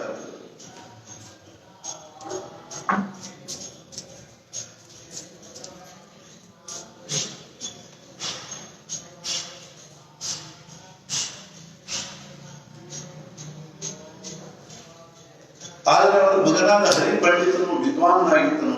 ಹೀಗೆ ಮಹಾರಾಷ್ಟ್ರದಲ್ಲಿ ಒಬ್ಬರಿಗಿಂತಲೂ ಒಬ್ಬರು ಬಹಳ ದೊಡ್ಡ ವಿದ್ವಾಂಸರಾಗಿ ಹೋದರು. 10ನೇ ಶತಮಾನದ ನಂತರ ಅಂದರೆ ಶಂಕರಾಚಾರ್ಯರ ನಂತರ ನಮ್ಮ ದೇಶದಲ್ಲಿ ಅಧ್ಯಾತ್ಮ ಅತ್ಯಂತ ಪ್ರಭಾವಶೂನ್ಯವಾಯಿತು. ಶಂಕರಾಚಾರ್ಯರ ನಂತರ 2 ಶತಮಾನಗಳಾದ ಮೇಲೆ ಅನೇಕ ಅಸಂಬದ್ಧ ವಿಚಾರಗಳು ಪ್ರಾರಂಭವಾದವು. ಮಂತ್ರ ತಂತ್ರಗಳ ಅನುಷ್ಠಾನ ಮಾಡುವುದು, ಪಾರಾಯಣ ಮಾಡುವುದು ಪ್ರಾರಂಭವಾಯಿತು. ಇಷ್ಟೇ ಅಲ್ಲದೆ ಜ್ಞಾನೇಶ್ವರ ಮಹಾರಾಜರ ಕಾಲದಲ್ಲಿ ಯಾದವ ಕುಲದಲ್ಲಿ ಹೇಮಾಡ್ ಪಂತ್ ಎಂಬ ಒಬ್ಬ ಬಹಳ ದೊಡ್ಡ ವಿದ್ವಾಂಸನು ಇದ್ದನು. ಅವನು ಯಾದವರ ಮಂತ್ರಿಯಾಗಿದ್ದನು. ಅವನೇ ಈ ಅನುಷ್ಠಾನಾದಿಗಳ ಮಹತ್ವ ಬೆಳೆಸಿದನು. ಅದು ಈಗಲೂ ಇರುತ್ತದೆ. ಇಂಥ ಪರಿಸ್ಥಿತಿಯಲ್ಲಿ ಮುಸಲ್ಮಾನರ ಆಕ್ರಮಣವಾಯಿತು. ಆಗ ಹಿಂದೂ ಧರ್ಮ ಉಳಿಯುವುದು ಕಠಿಣವಾಯಿತು. ನಿಮಗೆ ಎಲ್ಲ ಇತಿಹಾಸ ಗೊತ್ತಿರುವುದಲ್ಲವೇ? ಪೃಥ್ವಿರಾಜನ ಪರಾಭವಗೊಳಿಸುವುದಕ್ಕಾಗಿ ಅವನ ಮಾವನು ಗೋರಿ ಮೊಹಮ್ಮದನನ್ನು ಕರೆಸಿದನು. ಪೃಥ್ವಿರಾಜನ ಎಂಥ ವಿಲಕ್ಷಣ ಇದ್ದ ಅಂತಂದ್ರೆ ಅವನಿಗೆ ಶಬ್ದವೇಧಿ ಬಾಣದ ಒಂದು ಅಭ್ಯಾಸ. ಈ ಅಲ್ಲಿ ಒಂದು ಗಂಟಿ ಕಟ್ಟಿ ಅದಕ್ಕೊಂದು ಹಾಳು ಹೋದರೆ ಅವನು ಬರೋಬ್ಬರಿ ಆ ಗಂಟಿಗೆ ಬಾಣ, ಕಣ್ಣು ಕಟ್ಟಿ ಗಂಟಿಗೆ ಬಾಣ ಮಾಡಿದ್ರು. ಅದಕ್ಕೆ ಶಬ್ದವೇಧಿ ಬಾಣ, ಇದು ಒಂದು ಬಾಣ ಅಂತ ಹೇಳ್ತಾರೆ. ಹಂಗ ಒಂದು ಶಬ್ದವೇಧಿ ಬಾಣದ ಒಂದು ಇದು ಇತ್ತು ಅವನಿಗೆ. ಆದ್ರೆ ಒಂದು ಅವನನ್ನ ಮೋಸ ಮಾಡಿ ಪರಾಭವಗೊಳಿಸಿದ. ಅವನ ಮಾವನು ಗೋರಿ ಮೊಹಮ್ಮದನನ್ನು ಕರೆಯಿಸಿದನು. ಅಂದ ಮೇಲೆ ಎಂಥ ಪರಿಸ್ಥಿತಿ ಉಂಟಾಗಿತ್ತೆಂಬುದನ್ನು ಕುರಿತು ನೀವೇ ವಿಚಾರ ಮಾಡಿರಿ. ನಮ್ಮ ಭಾರತದ ದುರ್ಗತಿ ಆಗತ್ತೆ ಇದರೊಳಗೆ. ಸ್ವಜನರೇ ಎಲ್ಲ ಈಗ ಮಾಡ್ಲಿಕ್ಕಂತ ಅಂದ್ರೆ ಭಾರತವನ್ನ ಎಲ್ಲ ಇದನ್ನ ಮಾಡ್ತಕ್ಕಂಥವ್ರು. ನಮ್ಮ ಜನರೇ ನಮ್ಮ ಇವ್ರನ್ನೇನಂದ್ರೆ ನಮ್ಮ ಮುಂದಾಳುಗಳನ್ನ, ರಾಜರನ್ನ ನಮ್ಮ ಜನರೇ ಏನ್ ಮಾಡಿದ್ರು ಮೋಸ ಮಾಡಿ ಆ ಪರಕೀಯದಿಂದ ನಮ್ಮ ಜನರನ್ನ ಅವ್ರೇನ್ ಮಾಡಿದ್ರು ಸಾಯಿಸಿದ್ರು. ಲೋಕಮಾನ್ಯ ತಿಲಕರಿಗೆ ಅರ್ಥಾತ್ ಏನು ಅಂದ್ರೆ ಶಿಕ್ಷಾ ಕೊಡುವಂತಹ ಒಂದು ಇದನ್ನೇನ್ ಮಾಡಿದ್ರು ಅಧಿಕಾರಕ್ಕಿಂತಲೂ ಆ ಶಿಕ್ಷಾ ಕೊಡುವಂತಹ ಒಂದು ನಿಮಿತ್ತ ಯಾರು ಮಾಡಿದ್ರು ಅಂದ್ರೆ ಚಂದಾವರ್ಕರ್ ನಮ್ಮ ದೇಶದ ಒಂದು ಜಡ್ಜಿನನ್ನ ನಿಮಿತ್ತ ಅವನನ್ನ ನೇಮಿಸಿ ಅವನ ಬಾಯಿಂದನೇ ಲೋಕಮಾನ್ಯ ತಿಲಕರಿಗೆ ಏನ್ ಮಾಡಿದ್ರು ಅಂದ್ರೆ ಶಿಕ್ಷೆ ಒಂದು ಜಡ್ಜ್ಮೆಂಟ್ ಕೊಡ್ಸಿ ನೋಡ್ರಿ ನಮ್ಮ ಕಡೆ ನಮ್ಮ ಮಂದಿಯಿಂದನ ನಮ್ಮ ಮಂದಿಗೆ ಇಂಥ ಒಂದು ಇದನ್ನ ಮಾಡಿದ್ರು. ಅವ್ರು ಹೆಂಗಿದ್ರು ಅಂತಂದ್ರೆ ನಮ್ಮ ಹೆಗಲ ಮೇಲೆ ಬಂದೂಕು ಇಟ್ಟು ನಮ್ಮ ಮಂದಿನ ಹೊಡಿತಿದ್ರು. ಅರ್ಥಾತ್ ಬಂದೂಕು ನಮ್ಮ ಹೆಗಲ ಮೇಲೆ ಇಡುದು ನಮ್ಮ ಮಂದಿನ ಹೊಡಿಸೋದು. ಅದೇ ಚಂದಾವರ್ಕರು ಮುಂದೆ ಬಹಳ ದಿವಸ ಮೇಲೆ ಸ್ವಲ್ಪ ದಿವಸದ ಮೇಲೆ ಪುಣೆಯಲ್ಲಿ SP ಕಾಲೇಜ್ನಲ್ಲಿ ಒಂದು ದೊಡ್ಡ ಫಂಕ್ಷನ್ಗೆ ಅವ್ರು ಚೀಫ್ ಗೆಸ್ಟ್ ಆಗಿದ್ರು. ಆ ಚೀಫ್ ಗೆಸ್ಟ್ ಆದಾಗ ಅವ್ರಿಗೆ ಕಣ್ಣ ನೀರು ತಂದು ಹೇಳಿಲ್ಲ ಏನು ಅಂದ್ರೆ ನಂದು ಎಂಥ ದೌರ್ಭಾಗ್ಯದ ಅಂತಂದ್ರೆ ಅಂಥ ಮನುಷ್ಯನಿಗೆ ನಾನು ಯಾಕಂದ್ರೆ SP ಕಾಲೇಜ್ನಲ್ಲೇ ಲೋಕಮಾನ್ಯ ಪ್ರೊಫೆಸರ್ ಆಗಿದ್ರು. ಅರ್ಥಾತ್ ಏನು ಅಂದ್ರೆ ಅವಾಗ ಅವ್ರಿಗೆ ಅನಿವಾರ್ಯವಾಗಿ ಹೇಳಬೇಕಾಗಿ ಬಂತೇನು ಅಂತಂದಿಲ್ಲ. ನಮ್ಮಂತಿರು ಬರೀ ಲೋಭಿಯು ಬರೀ ಆಶಾ ಆ ಲಾಲಸೆ ಲೋಭ ಮತ್ತು ಮೋಸಗಾರಿಕೆ ಇವು ನಮ್ಮಂದಿರೋದನ್ನ ತುಂಬಿರ್ತಾವ. ಅಲ್ಲಿ ಅವ್ರು ಹೇಳಿದ್ರು ಏನು ಅಂದ್ರೆ ಚಂದಾವರ್ಕರ್ ಜಡ್ಜರು ಹೇಳಿದ್ರು ನನಗೆ ಏನ್ ಮಾಡ್ಬೇಕಾಗಿ ಬಂತು, ನನ್ನ ದುರ್ದೈವ ಏನು ಅಂದ್ರೆ ಅಂಥ ಮಹಾಪುರುಷನಿಗೆ ಅಂಥ ಲಕ್ಷಣ ದೇಶ ಬಗ್ಗೆ ಕಳಕಳಿ ಇರ್ತಕ್ಕಂಥ ಮನುಷ್ಯನಿಗೆ ನಾನೇನ್ ಮಾಡ್ಬೇಕಾಗಿ ಬಂತು, ಇದ ನಾಲಿಗೆಯಿಂದ ಜಡ್ಜ್ಮೆಂಟ್ ಹೇಳಬೇಕಾಗಿ ಬಂತು. ನನಗೆ ಅದ್ರ ಬಗ್ಗೆ ಆಮೇಲೆ ಬಹಳ ಮನಸ್ಸಿಗೆ ಪಶ್ಚಾತ್ತಾಪ ಅಂತ ಹೇಳಿ ಅಲ್ಲ ಹೇಳ್ಬಿಡ್ತಿದ್ದೆ. ಅಷ್ಟು ಹೇಳಿದ ಒಳಗೂ ಸಹಿತ ನಿಮಗೆ 6 ವರ್ಷದಿಂದ 12ನೇ ಇಸ್ವಿಯಿಂದ 18ನೇ ಇಸ್ವಿ ತನಕ ಅರ್ಥಾತ್ ಏನಂದ್ರೆ 1912ರಿಂದ 18 6 ವರ್ಷ ಜೈಲು ಶಿಕ್ಷಾ. ಅವಾಗ ಲೋಕಮಾನ್ಯ ತಿಲಕರು ಮುಂಬೈಯಲ್ಲಿ ಆ ಹೈಕೋರ್ಟ್ನಾಗಿದ್ದಾಗ ಸರ್ದಾರ್ ವಲ್ಲಭಭಾಯಿ ಪಟೇಲ್ ಹಾಲ್ ನಲ್ಲಿ ಅಲ್ಲಿ ಇದ್ರೊಳಗಿದ್ರು. ಪಟೇಲ್ ಭವನ್ ಅಂತದಲ್ಲಿ ಅಲ್ಲಿ ಇರ್ತಿದ್ರು. ಅವ್ರು ಹೆಂಗಿತ್ತು ಅಂದ್ರೆ ಅವರು ಸ್ವತಃ ಏನಂದ್ರೆ ಕಾಯ್ದೆಗಳನ್ನು ಸಾಕಷ್ಟು ಅಭ್ಯಾಸ ಮಾಡಿದ್ರು. ಪ್ರತಿ ದಿವಸ ರಾತ್ರಿ ಅವ್ರೇನ್ ಮಾಡ್ತಿದ್ರು 9 ಗಂಟೆ ತನಕ ಪೊಲೀಸರು ಅವ್ರನ್ನ ಕಾಯ್ಕೊಂಡಿರ್ತಿದ್ರು. 10 ಗಂಟೆಗೆ ಇವ್ರು ಮಲ್ಕೋಬೇಕು. ಅವಾಗ ಇವ್ರು ಅವ್ರಿಗೆ ಏನಂದ್ರು ಅರ್ಥಾತ್ ಪೊಲೀಸರಿಗೆ ಏನಂದ್ರು ನೋಡಿಲ್ಲೇ ನನಗೆ ಅಭ್ಯಾಸ ಮಾಡ್ಬೇಕಾಗಿದೆ, ನೀವು 10 ಗಂಟೆ ಆಯ್ತು ನಿಮ್ಗೆ ನಿದ್ದೆ ಬಂದಿದ್ರೆ ಮಲ್ಕೊಡ್ರಿ, ಏನಡ್ಡಿ ಇಲ್ಲ ನಾನ್ ಮಲ್ಕೊಂಡು ನಿಮ್ಮನ್ನ ಎಬ್ಬಿಸ್ತೀನಿ ಅಂತ ಹೇಳಿ ಅನುಕೂಲ ಆಯ್ತು ಅಂತ ತಿಳ್ಕೊಂಡು ಯಾರು ಟೇಬಲ್ ಮ್ಯಾಗ ಇಷ್ಟಿಷ್ಟ ಪುಸ್ತಕ ಇಟ್ಕೊಂಡು ಅವ್ರು ಏನ್ ಮಾಡ್ಬೇಕು, ಒಂದು ಪುಸ್ತಕ ತಗೋಬೇಕು, ಅದನ್ನ ಏನು ಅಡ್ಡಾಡ್ಕೋತ ಅದನ್ನ ಓದ್ಬೇಕು. ಆ ಓದ್ಕೊಂಡೆ ಮುಗಿಸಿದ ಕೂಡಲೇ ಒಂದು ಪುಸ್ತಕದಲ್ಲಿ ಟೇಬಲ್ ಮ್ಯಾಲ ಹಿಂಗೆ ಇತ್ಲಾಗಿ ಅಷ್ಟು ಪುಸ್ತಕ ಇತ್ಲಾಗಿ ಟೇಬಲ್ ಮ್ಯಾಲ ಬಂದ್ಕೊಂಡು ಅವ್ರಿಗೆ ಎಬ್ಬಿಸ್ಬೇಕು ಪೊಲೀಸರು. 4 ಗಂಟೆಗೆ ಎಬ್ಬಿಸಿ ಈಗ ನಾನು ಓದೋದು ಮುಗಿದು ನಾ ಮಲ್ಕೋತೀನಿ ನೀವು ಹೇಳ್ರಿ ಅಂತ ಎಬ್ಬಿಸ್ಬೇಕು. ಆಮೇಲೆ ಸ್ವತಃ ಆರ್ಗ್ಯುಮೆಂಟ್ ಮಾಡ್ತಿದ್ರು ಕೋರ್ಟ್ನಲ್ಲಿ, ಸ್ವತಃ ಇದನ್ನು ಆರ್ಗ್ಯುಮೆಂಟ್ ಮಾಡ್ತಿದ್ರು. ವಕೀಲರು ಇದ್ರು ಆರ್ಗ್ಯುಮೆಂಟ್ ಮಾಡಿದ್ರು. 10 ದಿವಸ ಆರ್ಗ್ಯುಮೆಂಟ್ ಕೊನೆ 15 ಜಡ್ಜ್ಮೆಂಟ್ ಆದ ಕೂಡಲೇ ಅವ್ರು ಏನಂದ್ರು ಅಂದ್ರೆ ಅರ್ಥಾತ್ ಏನು ಅಂದ್ರೆ ಈ ನಾನು ಏನು ಆರ್ಗ್ಯುಮೆಂಟ್ ಮಾಡೀನೋ ಅದೇ ಬರೋಬ್ಬರಿ ಇದೆ, ಆದ್ರೆ ಜಡ್ಜ್ಮೆಂಟ್ ಏನ್ ಕೊಡ್ಲಿಕ್ಕೆ ಹತ್ತಾರೋ ಇದ್ರೊಳಗೆ ಏನದ ಅಂದ್ರೆ ಇದ್ರೊಳಗೆ ಏನಿಲ್ಲ ಅಂದ್ರೆ ಸತ್ಯತ್ವ ಇಲ್ಲ, ಇದು ಮೋಸದ. ಆದರೂ ಸಹಿತ ನಾನು ಜೈಲಿನಲ್ಲಿರೋದ್ರಿಂದನೇ ದೇಶದ ಹಿತ ಆದ ಅನ್ನೋದು ಒಂದ್ ವೇಳೆ ಭಗವಂತನ ಇಚ್ಛಾ ಇದ್ದದ್ದಾಗಿದ್ರೆ ಅವನು ಸಂಕಲ್ಪ ಇದ್ದಿದ್ರ ನಾನು ಅಗ್ನಿ ಸಮಾಧಾನದಿಂದ ಜೈಲಿಗೆ ಹೋಗಿದ್ದಾರಿದ್ದೀನಿ ಹಂಗ ಹೋದ್ರು. ಅರ್ಥಾತ್ ಏನು ಅಂದ್ರೆ ಇಂಥ ಒಂದು ವಿಲಕ್ಷಣ ವ್ಯಕ್ತಿಯಾಗಿದ್ರು. ಅಂಥವ್ರಿಗೆ ಇವ್ರು ಏನ್ ಮಾಡಿದ್ರು ಅಂತಂದ್ರೆ ಹಿಂಗೆ ಜಡ್ಜ್ಮೆಂಟ್ ಕೊಟ್ರು. ಆದ್ರಿಂದ ಏನಾಯ್ತು ಅಂದ್ರೆ ನಮ್ಮ ದೇಶದ ಪರಿಸ್ಥಿತಿನ ಹಿಂಗದ. ನಮ್ಮ ಮಂದಿನ ನಮ್ಮನ್ನ ಏನ್ ಮಾಡಿದ್ರು ಅಂದ್ರೆ ಮೋಸ ಮಾಡಿದ್ರು. ಛತ್ರಪತಿ ಶಿವಾಜಿ ಮಗನ ಸಂಭಾಜಿ ಏನ್ ಮಾಡಿದ, ಮುಸಲ್ಮಾನರು ಹೋಗಿ ಸೇರಿ ಏನ್ ಮಾಡಿಲ್ಲ, ಸುಮ್ಮನೆ ಬಿಡಲಿಲ್ಲ. ಆ ಮುಸಲ್ಮಾನರ ಸೈನಿಕರ ಜೊತೆಗೆ ಅರ್ಥಾತ್ ಏನು ಅಂದ್ರೆ ಯಾವ ಒಂದು ಕೋಟೆಗೆ ಬಂದು ಆ ಕೋಟೆ ಒಂದು ಇವನಿದ್ದನು ಸುಬೇದಾರ್, ಅವನಿಗೆ ಆಜ್ಞಾ ಮಾಡಿದ ಅಂದ್ರೆ ಬಾಗ್ಲಾ ತೆಗಿಯದು. ಶಿವಾಜಿ ಮಗನ ಒಂದು ಹೇಳಿಕತ್ತ ಹೆಂಗ್ ತೆಗಿಲ್ಲ ಇದಕ್ಕೆ ಶಕ್ಯ. ಆ ಸುಬೇದಾರ್ ಅಂದ್ರೆ ಆ ಕೋಟೆ ಗವರ್ನರ್ ಇದ್ದಾನೆ. ಅವನು ತೆಗೆದು ಬಾಗ್ಲಾ ತೆಗೆದು ಕೂಡ 1100 ಮಂದಿ ಸೈನಿಕರ ಸಾಲಕನಿಂದ ಸ್ವಲ್ಪ ಬಲಗೈತ. ಅವಾಗ ಅವ್ನು ಹುಡ್ಕೋತ ಹೋಗಿ ಶಿವಾಜಿ ಹೇಳಿದ ಕೂಡ ಶಿವಾಜಿ ಶಿವಾಜಿ ಎಷ್ಟು ದುಃಖ ಆಯ್ತು ಅಂದ್ರೆ ನೀನ್ ಅವನ ರುಂಡ ಕತ್ತರಿಸಿ ಬಂದು ನನಗೆ ಹೇಳಿದ್ದೆ ನಾನು ಸಂತೋಷ ಆಗ್ತಿತ್ತು. ಸಂಭಾಜಿನ ನೀನು ಬಂದು ನನಗೆ ಹೇಳಿದ್ದೆ ಅಂದ್ರೆ ನನಗೆ ಸಂತೋಷ ಆಗ್ತಿತ್ತು. ಇದನ್ನ ಏನ್ ಹೇಳಿದ್ವಿ 1100 मंदी सैनिकांना, बरोबर आहे ना? 1100 सैनिकांना त्यांनी समोर उभे राहून म्हणजे संभाजी ಮುಂದೆ ನಿಂತು ಅವ್ರು ಕೈ ಕಳಿಸಿದ. ಆಮೇಲೆ ಅವ್ರು ಸುಬೇದಾರಿತ ನೋಡ್ಕೋತ ಹೋದ.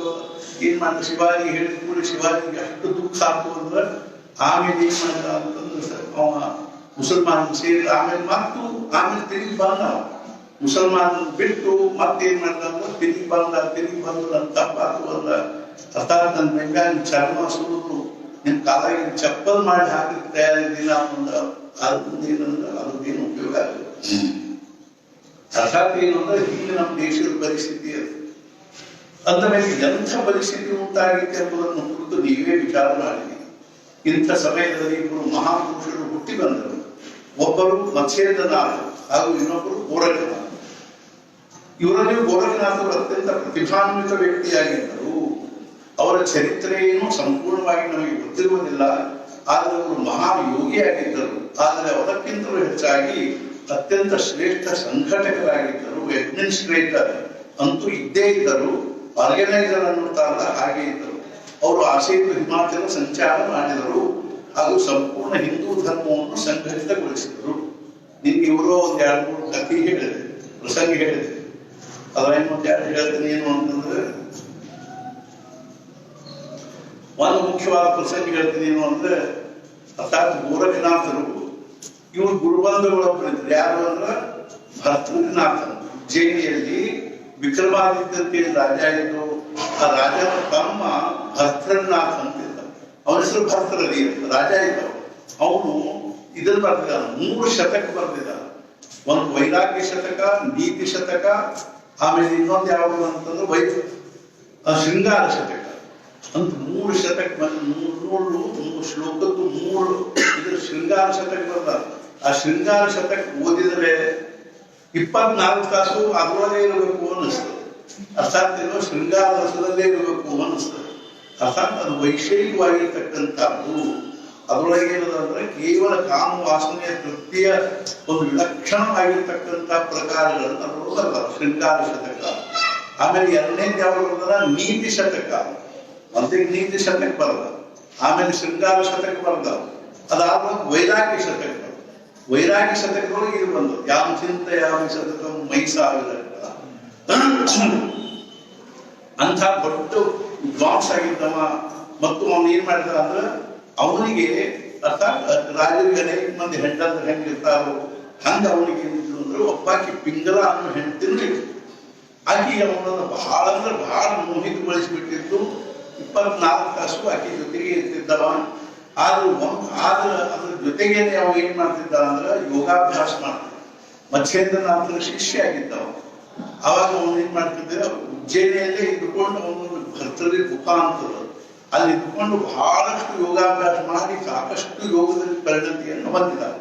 ಆದ್ರೆ ತಿಂಗಳಾಗಿ ಎಷ್ಟು ಅದರಿಂದ ದುಃಖ ಆಯ್ತು ಅಂದ್ರೆ ಆಕೆ ಏನ್ ಮಾಡಿದ್ರು ಅಂದ್ರೆ ಮನುಷ್ಯನ ನಿರ್ಧಾರ ಮಾಡಿದ್ದೇನು ಅಂದ್ರೆ ಅವನ್ನ ಅದರೊಳಗಿಂದ ಬಿಡಿಸಿ ಕರ್ಕೊಂಡ ಬರ್ಬೇಕು ಅಂತ ತಿಳ್ಕೊಂಡು ಆಕೆ ದಿನ ಹೋಗ್ತಿದ್ದಾರೆ. ಹೋಗಿ ಅಲ್ಲಿ ಹಾಡ್ಕೋತ ಕೂಡ್ಬೇಕು, ಕುಣ್ಕೋತಿರ್ಬೇಕು. ಒಟ್ಟು ಅವ್ನ ಮನಸ್ಸು ಬಲಿಸಿ ಕರ್ಕೊಂಡ್ ಬರ್ಬೇಕು ಅಂತ ಕೊನೆಗೆ ಕರ್ಕೊಂಡ ಬಂದ. ಸ್ವಲ್ಪ ದಿವಸ ಆದ್ಮೇಲೆ ಕರ್ಕೊಂಡ್ಬಂದ್ಬಿಟ್ಟು ಮತ್ಸ್ಯೇಂದ್ರನಾಥನಿಗೆ ಬಹಳ ದುಃಖ. ಅವರದ್ದು ಎಂಥ ಚಲೋ ಯೋಗಿ, ಎಂಥ ಚಲೋ ಸಾಧಕ ಬಿಟ್ಟು ಹೋದಲ್ಪ. ಆ ಒಬ್ಬಾಕಿ ಸಲುವಾಗಿ ತನ್ನ ಎಲ್ಲ ಏನದ ಅಂದ್ರೆ ಭವಿಷ್ಯವನ್ನ ಅವನು ಏನ್ ಮಾಡಿದ ಅಂದ್ರೆ ತನ್ನ ಭವಿಷ್ಯವನ್ನ ಶೂನ್ಯ ಮಾಡಿಕೊಂಡ, ಬಿಟ್ಟು ಹೋಗಿಬಿಟ್ಟ ಅಂತ ತಿಳ್ಕೊಂಡು ಮನಸ್ಸಿಗೆ ಬಹಳ ದುಃಖ ಆದ ಕೂಡಲೇ ಅವ್ರ ಶಿಷ್ಯ ಗೋರಖನಾಥ್ ಕೇಳಿದ, ಗುರು ಮಹಾರಾಜ್ ಕ್ಯೂ ಇತ್ನಾ ಚಿಂತಾ ಕರ್ರೆ, ನೀವು ಯಾಕೆ ಚಿಂತೆ ಮಾಡ್ಲಿಕ್ಕತ್ತೀರಿ? ಇಲ್ಲಪ್ಪ ಹಿಂಗ ಮತ್ತು ನಮ್ಮ ಭರ್ತನಾಥ್ ಹೋಗಿಬಿಟ್ಟ. ಅರ್ಥಾತ್ ಏನು ಎಂಥ ಚಲೋ ಯೋಗಿ ಇದ್ದವ, ಹಿಂಗ ಆ ಪಿಂಗಲ ಅವ್ನು ಕರ್ಕೊಂಡು ಹೋದ್ರು. ಅವಾಗ ಅವ್ನು ಗೋರಖನಾಥ್ ಕೇಳಿದ, ಏನ್ ಚಿಂತೆ ಮಾಡ್ಬೇಡ್ರಿ, ನಾ ಕರ್ಕೊಂಡ್ ಬರ್ತೀನಿ ಅಂತ ಹೇಳಿ ಅವ ಏನ್ ಮಾಡಿದ ಅಂತಂದ್ರೆ ಅಶ್ವಶಾಸ್ತ್ರ ವಿಶಾರದ. ಅವನಿಗೇನು ಅವನ್ನ ಅಭ್ಯಾಸ ಮಾಡ್ಬೇಕಾಗಿ ಬಂದಿದ್ರೆ ಸರ್ವಜ್ಞ ನಾವು ಗೋರಖನಾಥನ ಲಕ್ಷಣ ಪರ್ಸನಾಲಿಟಿ ಅವನು. ಅರ್ಥಾತ್ ಏನು ಅಂದ್ರೆ ಸೌಂದರ್ಯನೂ ಹಂಗ, ತಾರುಣ್ಯನೂ ಹಂಗ, ಯೋಗದಲ್ಲಿನೂ ಅಂಥ ಪರಿಣತಿ, ಜ್ಞಾನದಲ್ಲೂ ವಿಲಕ್ಷಣ ಗತಿ ಇತ್ತು. ಎಲ್ಲಾ ದೃಷ್ಟಿಯಿಂದಲೂ ಅಗ್ನಿ ಪರಿಪೂರ್ಣ ಒಂದು ವ್ಯಕ್ತಿತ್ವ. ಆಮೇಲೆ ತಾರುಣ್ಯ ಅಗ್ನಿ ಒಳೆ. ಆಮೇಲೆ ಅವನು ಅಶ್ವಶಾಸ್ತ್ರವನ್ನ ಎಲ್ಲ ಏನದನು ಕೇವಲ ಒಂದು ಸ್ವಲ್ಪ ಅದನ್ನು ತಿಳ್ಕೊಂಡು ಹಂಗ ಏನು ಅಂದ್ರೆ ಸ್ವಲ್ಪ ಇದನ್ನ ಮಾಡಿ ನೋಡ್ಕೊಂಡು ಕೂಡಲೇ ಅವನಿಗೆಲ್ಲ ಜ್ಞಾನ, ಕುದುರೆ ಬಗ್ಗೆ ಅವನಿಗೆ ಸಂಪೂರ್ಣ ಜ್ಞಾನ. ಅವನೇನ್ ಮಾಡಿದ, ಭರ್ತನಾಥನ ಕಡೆಗೆ ಹೋಗಿ ಹೇಳಿದ, ನಾನು ಹಿಂಗೆ ಮಾರುವೇಷದಲ್ಲಿ ಹೋದ. ತನ್ನ ವೇಷಭೂಷ ಏನದನ್ನು ಬೇರೆ ಕಶ್ಮಶಾಸ್ತ್ರ ವಿಚಾರದಲ್ಲಿ ಹೆಂಗಿರ್ಬೇಕು ಹಂಗೆ ವೇಷಭೂಷ ಹಾಕೊಂಡು ಹೋದ ಕೂಡಲೇ ಭೇಟಿ ಆದ, ಏನು ಎದಕ್ಕೆ ಬಂದಿದೆ? ಹಿಂಗ ನಾನು ಅಶ್ವಶಾಸ್ತ್ರದಲ್ಲಿ ಬಹಳ ವಿಚಾರದಿದ್ದೀನಿ, ಕುದುರೆ ಪರೀಕ್ಷಾ ಮಾಡ್ತೀನಿ, ಕುದುರೆಗಳನ್ನು ತಯಾರು ಮಾಡ್ತೀನಿ, ಅವತರ ಆಹಾರ ವಿಹಾರ ಎಲ್ಲ ಕಲ್ಪನಾ ಅದ, ನಾನು ಎಲ್ಲಾ ಕುದುರೆ ನೋಡ್ಕೋತೀನಿ. ಅರಮನೆಯ ಕುದುರೆಗಳನ್ನೆಲ್ಲ ನೋಡ್ಕೋತೀನಿ, ಸೈನಿಕರ ಕುದುರೆಗಳನ್ನಲ್ಲ. ಅರಮನೆಯ ಮುಖ್ಯ ಕುದುರೆ ಇರ್ತಾವನು, ಪಾಗ ಇರ್ತದನೋ ಅದರಲ್ಲಿ ಎಲ್ಲಾ ಕುದುರೆಗಳನ್ನ ನಾನು ನೋಡ್ಕೋತೀನಿ ಅಂದ್ಕೊಳ್ಳಿ. ಆಯ್ತು, ಅಡ್ಡಿ ಇಲ್ಲ, ನೀನ್ ಕುದುರೆಗಳನ್ನ ನೋಡ್ಕೊಂತ ಅವನು ಪರೀಕ್ಷಾನು ಮಾಡಿದ. ಒಳ್ಳೆ ಅಶ್ವಶಾಸ್ತ್ರ ವಿಚಾರದ ಮುಂದೆ ಅವನು ಪರೀಕ್ಷಾ ಮಾಡಿದ ಕೂಡಲೇ ಎಲ್ಲರಿಗೂ ಆಶ್ಚರ್ಯ ಆಗುವಂತ ಜ್ಞಾನ ಅಲ್ಲಿ ತೋರಿಸಿದ. ಅವಾಗ ಅವನು ಒಪ್ಪಿಕೊಂಡಿಟ್ಟುಕೊಂಡ. ಒಂದು ಸಹಜವಾಗಿ ಮಾತು ಬಂದಾಗ ಅವನ ಭರ್ತರಿಗೂ ಅವನ ಬಗ್ಗೆ ಬಹಳಷ್ಟು ಆಕರ್ಷಣೆ ಆಗಿತ್ತು. ಇವ್ರ ವ್ಯಕ್ತಿತ್ವ ಇದನ್ನು ನೋಡಿ ಅವನಿಗೂ ಆಕರ್ಷಣೆ. ಆಮೇಲೆ ಒಂದು ದಿವಸ ಕೇಳಿದ, ನೀನು ಮತ್ತೇನೇನು ಬರ್ತದ? ನನಗೆ ಚದುರಂಗ ಆಡ್ಲಿಕ್ಕೆ ಚಲೋ ಬರ್ತದ, ಅಂದ್ರೆ ಚೆಸ್ ಆಡೋದು. ಆಮೇಲೆ ಹಾಗೆ ಆಡೋಣ. ಆ ಭರ್ತನಿಗೆ ಚದುರಂಗ ಆಡೋದ್ರ ಬಹಳಷ್ಟು ಆಸಕ್ತಿ. ಈ ಚದುರಂಗ ಆಟೋದು ಬಹಳ ವಿಚಿತ್ರ ಇರ್ತದೆ. ನಿಮ್ಗೆ ಗೊತ್ತಿರ್ಬೇಕು ಚದುರಂಗ ಆಟ ಗೊತ್ತವೆ? ಗೊತ್ತಿದೆ. ಚದುರಂಗ ಆಟದ ಒಂದು ಪಟ ಇರ್ತದೆ. ಅದ್ರೊಳಗೆ ಏನು ಅಂದ್ರೆ ಅದ್ರೊಳಗೆ ರಾಜ ಇರ್ತಾನೆ, ಮಂತ್ರಿ ಇರ್ತಾನೆ, ಆನಿ, ಕುದುರೆ, ಒಂಟಿ, ಅದೇ ರೀತಿಯ ಕಾಲಾಳುಗಳು ಹಿಂಗೆಲ್ಲ ಇರ್ತಾವೆ. ಒಟ್ಟ 16 ಅವು ಇವು ಇರ್ತಾವ. 8 ಇವು ಕರಿ ಮನಿ 16, ಬಿಳಿ 16. ಅದ್ರೊಳಗೆ ಕರಿ ಮನಿ ಬಿಳಿ ಮನಿ ಅಂತ ಹೆಂಗಿಲ್ಲ ಅದ್ರದ್ದು ಒಂದು ಏನಿರ್ತದೆ ಅಂದ್ರೆ ಒಂದು ಮೆಥಡ್ ಇರ್ತದೆ. ಅದ್ರ ಪ್ರಕಾರ ಆಡೋದು ಇರ್ತದೆ. ನಾವು ಬಹಳ ಆಡ್ತಿದ್ವಿ, ನಾನು ಚದುರಂಗ, ನಮ್ಮ ಬಿಟ್ಟರು ಅದು ಬಹಳ ಆಡ್ತಿದ್ದೆ. ಆಮೇಲೆ ಇವನು ಏನ್ ಮಾಡಿದ, ಚದುರಂಗದೊಳಗೂ ತನ್ನ ಒಂದು ಪಟುತ್ವವನ್ನು ತೋರಿಸಿದ, ಎಕ್ಸ್ಪರ್ಟ್ ಇದ್ದು ತೋರಿಸಿದ. ರಾಜನಿಗಳ ಬಗ್ಗೆ ಬಹಳ ಅಭಿಮಾನ ಆಯ್ತು. ಅವಾಗ ಅವನು ಏನ್ ಮಾಡ್ಬಿಟ್ಟ ಅಂದ್ರೆ, ನೀ ನನ್ನ ಅಂತಃಪುರದಲ್ಲೇ ಬರ್ಲಿಕ್ಕೆ ಅಡ್ಡಿ ಇಲ್ಲ, ಬೆಡ್ರೂಮ್ ನಲ್ಲೇ ಬರ್ಲಿಕ್ಕೆ ಅಡ್ಡಿ ಇಲ್ಲ ಅಂದ ಕೂಡಲೇ ಒಂದ್ ದಿನ ಹೋಗಿ ಕೂತು ಅವರ ಜೊತೆಗೆ ಆಟ ಆಡುವಾಗ ಪಿಂಗ್ಲಾನ್ ಬಂದು ಕೂಡ್ತಿದ್ರು. ಕ್ರಮೇಣ ಏನಾಯ್ತು ಅಂದ್ರೆ ಪಿಂಗ್ಲಾನ್ ಇವನ ಬಗ್ಗೆ ಆಕರ್ಷಣೆ, ಆಕಿನೂ ನಕಲಿ ಪ್ರೇಮ್ ಮಾಡ್ಲಿಕ್ಕೆ ಹತ್ತು, ಅದ ಬೇಕಾಗಿತ್ತು ಅವನು. ಆಮೇಲೆ ಏನ್ ಮಾಡ್ಲಿಕ್ಕೆ ಹತ್ತು ಅಂದ್ರೆ ಇವನ ಬಗ್ಗೆ ಬಹಳ ಆಕೆಗೆ ಅಭಿಮಾನ ಆಯ್ತು, ಪ್ರೇಮ ಆಯ್ತು. ಅಸಾಧ್ಯ ಏನು ಅಂದ್ರೆ ಅನೇಕ ರೀತಿಯಿಂದ ಉಪಚಾರ ಮಾಡ್ತಿದ್ವು. ರಾಜಾಗ ಅದ್ರ ಬಗ್ಗೆ ಏನು ಬೇಜಾರಾಗಿದ್ದಿಲ್ಲ. ಆಮೇಲೆ ಏನಾಯ್ತು ಅಂತಂದ್ರೆ, ಆ ಉಜ್ಜಯಿನಿ ಒಳಗೊಬ್ಬ ಬ್ರಾಹ್ಮಣ ಮಹಾಕಾಲೇಶ್ವರನನ್ನು ಕುರಿತು ತಪಶ್ಚರ್ಯ ಮಾಡಿದ. ಅವಾಗ ಮಹಾಕಾಲೇಶ್ವರ ಏನ್ ಮಾಡಿದ ಅಂದ್ರೆ ಅವನೊಂದು ಅಮರ ಫಲ ಅಂತ ಕೊಟ್ಟ, ಒಂದು ಹಣ್ಣು ಕೊಟ್ಟ. ಈ ಹಣ್ಣನ್ನು ಯಾರು ತಿಂತಾರೋ ಅವ್ರೇನಾಗ್ತಾರೆ, ದೀರ್ಘಾಯುಷ್ಯ ಆಗ್ತದೆ. ಸಾಯಂಗಿಲ್ಲ ಅಂತೇನಿಲ್ಲ, ಅವ್ರು ಬಹಳ ದೀರ್ಘಕಾಲದವರೆಗೂ ಇರ್ತಾರೆ. ಅಂದ ಕೂಡಲೇ ಬ್ರಾಹ್ಮಣ ತಗೊಂಡು ಮನೆಗೆ ಹೋದ. ಇದನ್ನ ನಾವು ತಿಂದು ಏನ್ ಮಾಡ್ಲಿ, ನಾ ದೀರ್ಘಕಾಲ ಇದ್ದು ಏನ್ ಮಾಡ್ಬೇಕಾಗಿಲ್ಲ, ನಾ ರಾಜನಿಗೆ ಕೊಟ್ರೆ ನಮ್ಮ ಪ್ರಜೆಗಳೆಲ್ಲ ಬಹಳ ದಿವಸದವರೆಗೆ ಸುಖವಾಗಿರ್ತಾರೆ ಅಂತ ತಿಳ್ಕೊಂಡು ಅನಿಸಿ ಅವೇನ್ ಮಾಡ್ದ ಅಂದ್ರೆ ತಗೊಂಡ್ಬಂದು ನನ್ನ ಭರ್ತರಿಗೆ ಕೊಟ್ಟ. ಭರ್ತರಿಗೆ ಕೊಟ್ಟ ಕೂಡಲೇ ಭರ್ತರಿಗೆ ಏನ್ ಮಾಡಿದ, ವಿಚಾರ ಮಾಡಿದ ಅಂದ್ರೆ, ನಾನು ತಿನ್ನೋ ಕಿನ್ಸನು ಪಿಂಗಲ ತಿಂದ್ರೆ ಆಕೆ ಬಹಳ ದಿವಸ ಇತ್ತು ಅಂದ್ರೆ ಆಕೆ ಜೊತೆ ನಾನು ಬಹಳ ದಿವಸ ಸುಖ ಅನುಭವಿಸ್ಲಿಕ್ಕೆ ಆಗ್ತದೆ ಅಂತ ಅನಿಸಿ ಅವೇನ್ ಮಾಡ್ದ, ಪಿಂಗಲ ಕೊಟ್ಟ. ಪಿಂಗಲ ಏನ್ ವಿಚಾರ ಮಾಡಿದ್ದು ಅಂದ್ರೆ, ನಾನ್ ತಿನ್ನೋ ಕಿನ್ಸನು ಅರ್ಥಾತ್ ಈ ಗೋರಕ್ಷನಾಥ ಕೊಟ್ರೆ ಅವನು ಬಹಳ ದಿವಸ ಏನಪ್ಪ ಅಂದ್ರೆ ಆಯುಷ್ಯ ಆರೋಗ್ಯ ಒಳ್ಳೆವಾಗಿದ್ದ ಅಂದ್ರೆ ನನಗೆ ಅವನ ಜೊತೆ ಬಹಳ ದಿವಸ ಅಂದ್ರೆ ಸುಖವಾಗಿ ಇರ್ಲಿಕ್ಕಾಗ್ತದೆ, ಸಂತೋಷ ಪಡ್ಕೋತ ಇರ್ಲಿಕ್ಕಾಗ್ತದೆ ಅಂತ ತಿಳ್ಕೊಂಡು ಆಕಿ ಇವನಿಗೆ ಕೊಟ್ಟ.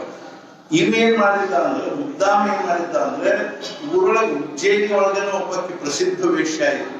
ಆಕಿ ಕಡೆಗೆ ಹೋಗ್ಬಿಟ್ಟು ಅರ್ಥಾತ್ ತನ್ನ ಉದ್ದೇಶ ಸಾಧಿಸುವುದಕ್ಕಾಗಿ, ತನ್ನ ಕಾರ್ಯ ಸಾಧನೆಗಾಗಿ ಆಕಿ ಕಡೆಗೆ ಹೋಗ್ತಿದ್ದ. ಆಕಿ ಕಡೆ ಸುಮ್ಮನೆ ಹೋಗಿ ಅಲ್ಲಿಂದ ಆಕೆ ಹಾಡೋದು, ಕೇಳೋದು, ಕುಡಿಯೋದು ನೋಡಿ ಬರ್ತಿದ್ದ. ಆಕಿ ಬಗ್ಗೆ ಅತಿ ಪ್ರೇಮ ವ್ಯಕ್ತ ಮಾಡ್ತಿದ್ದ.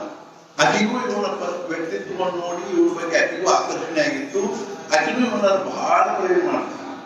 ಕೊನೆಗೆ ಏನು ಹಣ್ಣು ಏನಿತ್ತು ಅದನ್ನು ಮುದ್ದಾಮ ತಗೊಂಡು ಹೋಗಿ ಆ ವಿಷಯ ಹೇಳಿದ, ನೋಡು ನೀನು ದೀರ್ಘಾಯುಷಿ ಆಗಿದ್ದಿ ಅಂದ್ರೆ ನನಗೇನದ ದೀರ್ಘಕಾಲವರೆಗೂ ನಿನ್ನ ಜೊತೆಗೆ ಅತಿ ಆನಂದದಲ್ಲಿ ಇರ್ಲಿಕ್ಕಾಗ್ತದೆ, ಅದನ್ನು ನೀ ಹಣ್ಣು ತಿಂದು ಆಯ್ತು ಇಸ್ಕೊಂಡಕ್ಕೆ. ಆಮೇಲೆ ವಿಚಾರ ಮಾಡಿದ್ದು ಅದು ಅರ್ಥಾತ್ ಮುಂದೆ ಏನಾಯ್ತು ಅಂತಂದ್ರೆ,